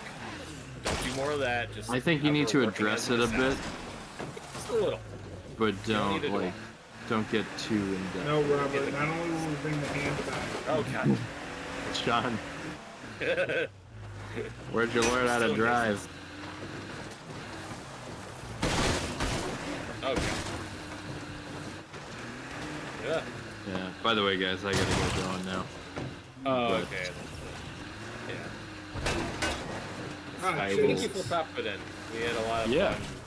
I Daredevil had some talk. time. I was like, why the fuck not? I'll keep these two losers company. Are you gonna? Are you still gonna be here tomorrow? I'll be here tomorrow, yeah, for the hangout stream. We're really out of building materials to work We're with. going over our, or is it mainly your, physical media collection? Oh, you can bring yours too. You said you probably don't have a whole lot, so like that's fine. It's like it'll be a few stacks of Okay, Blu-rays and 4Ks, Yeah, but sure. not like a big thing. No, that could Because be I don't fun. have, I don't have a big horror collection. We're Yeah, low on boss. fuel. We can fix that. I've gotten quite a few over the last couple years. I've got a decent amount now. Okay. Yeah, well, no, I'm looking forward to that. Yeah. Yeah. Take care of yourself. Hi, Jareth. Say bye to Austin. Not Austin, Noah. What? In my defense, Austin was here earlier. And he Goodbye, also Austin. Bye, Austin. left. Bye, Austin. This is Doom. Yes, this is Yes, this is a this is Doom Doom. mod. Yeah, no, but I'll see you guys later. Have a good rest of the stream. See ya. And later. I could actually probably see if Doom is working now. I mean, I might need to call it soon. We've been going a while. Yeah, but we were on a BRB screen for like 30 minutes. That doesn't count. And then we went a good couple hours before those My shenanigans. scavenging went well. Hour and a What half does at it want least. me to do? I don't know. I did catch myself though there when Noah just said have a good stream. I almost said you too, but I didn't. I did catch myself there. No, wait. Have you ever had a moment like that when you're like Oh, ordering God. fast food or something and they're like, enjoy your meal? I've had a few of those. I think the worst one. So I was at Lakeview when I was in my middle school. It was a private school, so like a lot of teachers had kids there. And I just out of the corner, like out of I wasn't really paying attention, just kind of listening. I hear my teacher going like, "What are you doing tonight?" And I was like, "Well, that's what?" And she was talking to her son, but I just kind of absolutely, I don't know. Get off me! Oh god. Ya bastards. Anime fan, that is correct. That Doom game is technically related to the film starring The Rock. Yeah. Go watch our commentary on that. It was a lot of fun. Yeah, that movie's peak. Oh, it's kind of fun. I'm sorry, I didn't like it as much as I enjoyed House of the Dead. Robert, I've got one round. It has its moments. I'm just saying, The Rock saying I'm not supposed to die and then We dying don't have much is ammunition the left. saddest cinematic death of all time. It's true. Is it as sad as John Cena's heel turn? No. Will anything ever be as sad as that? No, it's over.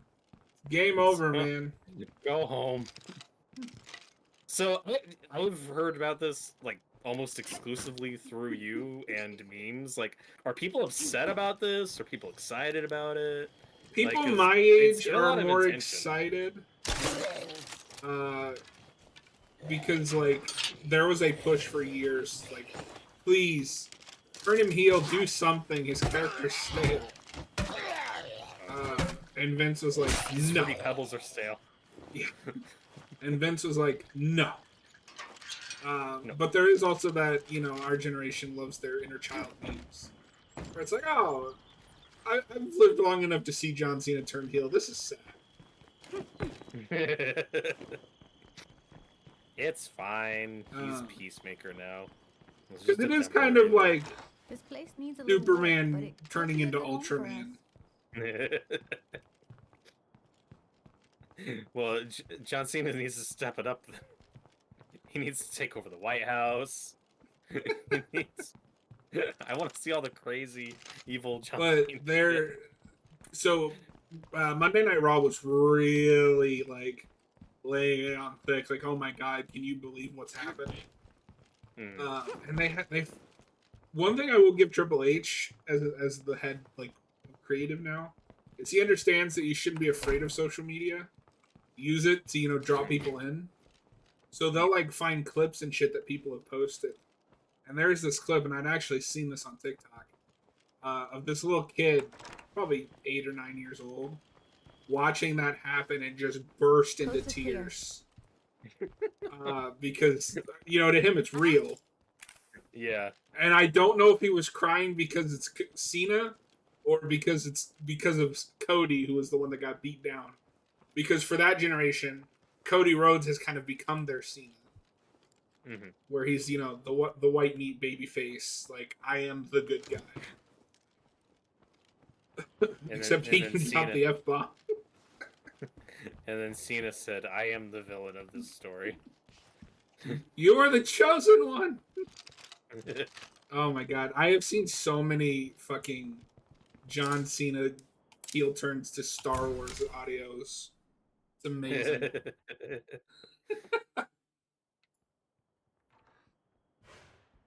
Like, they stitched together that "You were the chosen one" speech with the Vader. Anakin is gone, except the text on the screen says Cena is gone. It's amazing. I both admired the editing and found it really funny. Well, that's always the best. Yeah. Anime fan that John Cena should play Beast in the X-Men reboot. Cast him as Colossus. I want to see John Cena do a Russian accent. I would give good money to see that. He can speak Mandarin. Oh, cool. I didn't know that. Yeah. Mandarin or Chinese? One of the two. That's right, Jareth. You either die a hero or you live long enough to see yourself become the heel. Yeah, exactly. And what's crazy, too, is because I have other friends that aren't wrestling fans that know about this because I am in disbelief. Shut up about it. But it's spreading to, like, other subreddits, too. It's spreading. Like, one of my friends is a big D&D person and a Baldur's Gate 3. The memes have taken over the Baldur's Gate 3 subreddit, too. But it's like memes about Baldur's Gate using the Cena heel turn as the template, and it's just like, this is insane.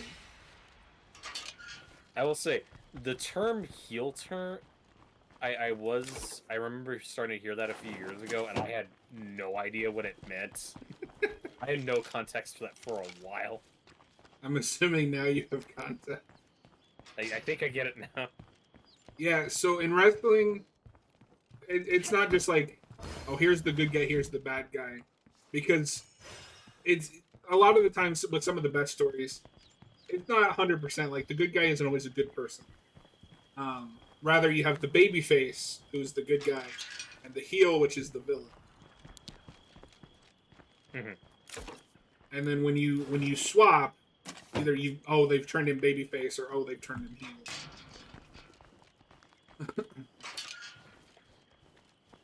That confused the fuck out of me too, because I used to read a lot of like wrestling biographies, and they would just use wrestling terms with no explanation. Like, what the fuck is this?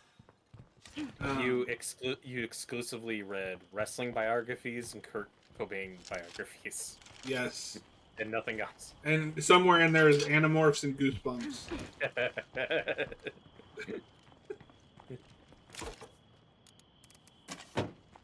And what else do you need? Well, Oh god. You don't need to open it that hard. And then also like empty. We should invite our neighbors to stay here.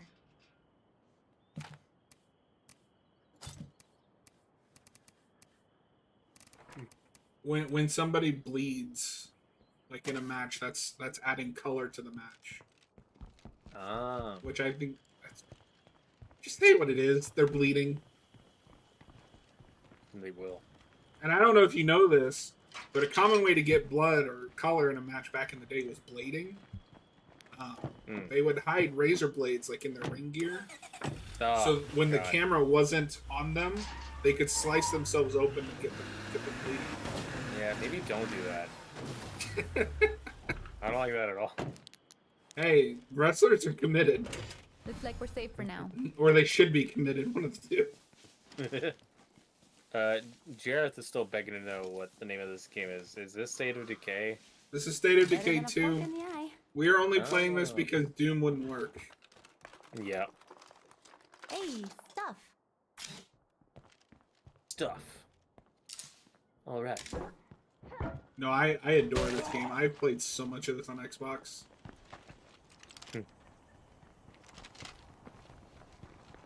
Which is funny because I don't typically like survival games like this, but I think it helps that I don't have to worry about eating and drinking. I don't even like to have to worry about that in real life, let alone video games. Oh, how nice.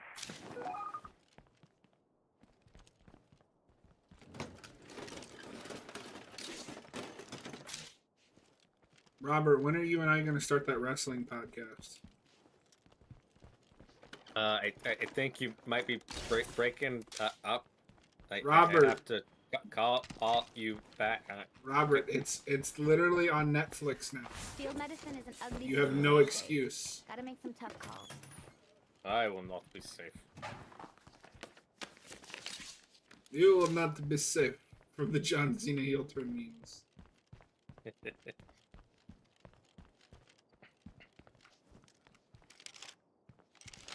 The only thing that sucks is because Cena's a part-timer No more now. Zeds in sight. I don't know when he's gonna be on Part-time. TV again to like pay this off. Although CM Punk delivered one of the greatest promos I've ever heard last night, or on Monday night, where he's like, "Dwayne, you bald fraud." So good.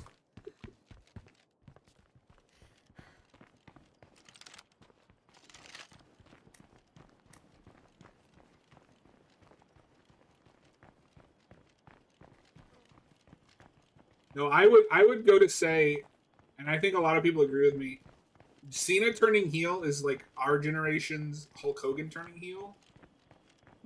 Back in the 90s. I don't know if you remember or know anything about that. Yeah. I don't really care. But now you do. Well, hopefully Cena doesn't repeat Hulk Hogan's entire career. No. By the smell of this area, I'd say a plague heart is close by. Yeah, I don't have the weapons or Zeds, too. gear to deal with that right now. Yeah.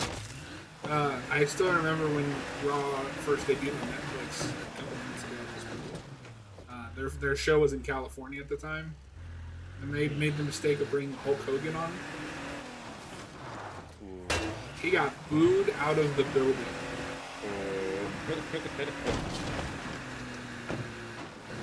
Yeah, that'll happen. Watch Doom out for and that. Fantastic Four should have a crossover. Is that just because it's called Doom? Yes. How would the Fantastic Four do in the Doom? I think the Thing would be the only one that survives. Oh, that's probably true. You know what Mr. Fantastic? What happened to Mr. Fantastic? Multiverse of Madness would happen. The same thing that happens to anything else that gets struck by lightning.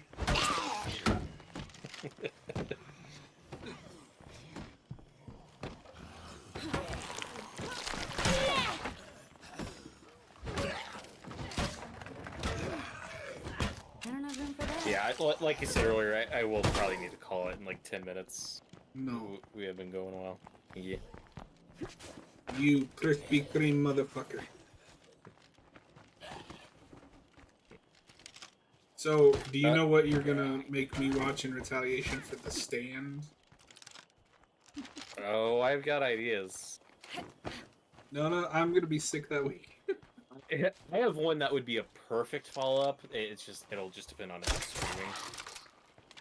For sure. But we shall see. Let's see. Yeah, as an NFL fan, it sounds similar when a quarterback changes teams at the end of their career. Kind of. It's just because there's more narrative to WWE.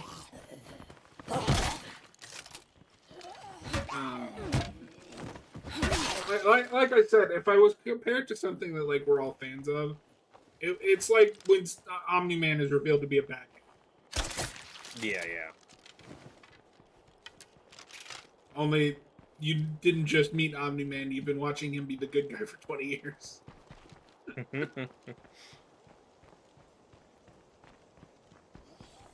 But I do think he's gonna. This is gonna be his push for his 17th title, so they can push Flair out of the world record.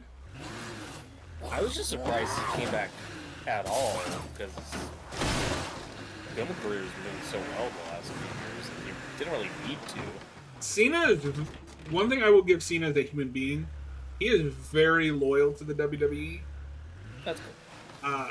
Because like, even when he was acting, he would at least. He has not missed a year, even if it's just one appearance. He has been there at least once a year, even when his Hollywood career is like in full swing. But this is his retirement tour, which is probably why they let him said, fuck it, you can go heel.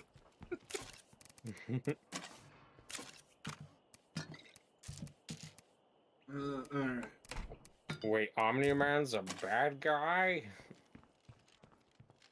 Oh, spoilers. Alright, God, Robert. I'm so far behind Invincible. Take care of Yeah, yourself you now. fucking asshole. Alright, Ugh. Robert. I say we can call it here.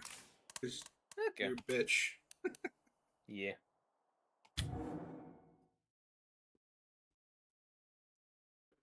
Alright, y'all. Thanks for hanging out. We appreciate it. We'll be back tomorrow just doing a little hangout stream. Robert and Noah are going to show off their physical media collection.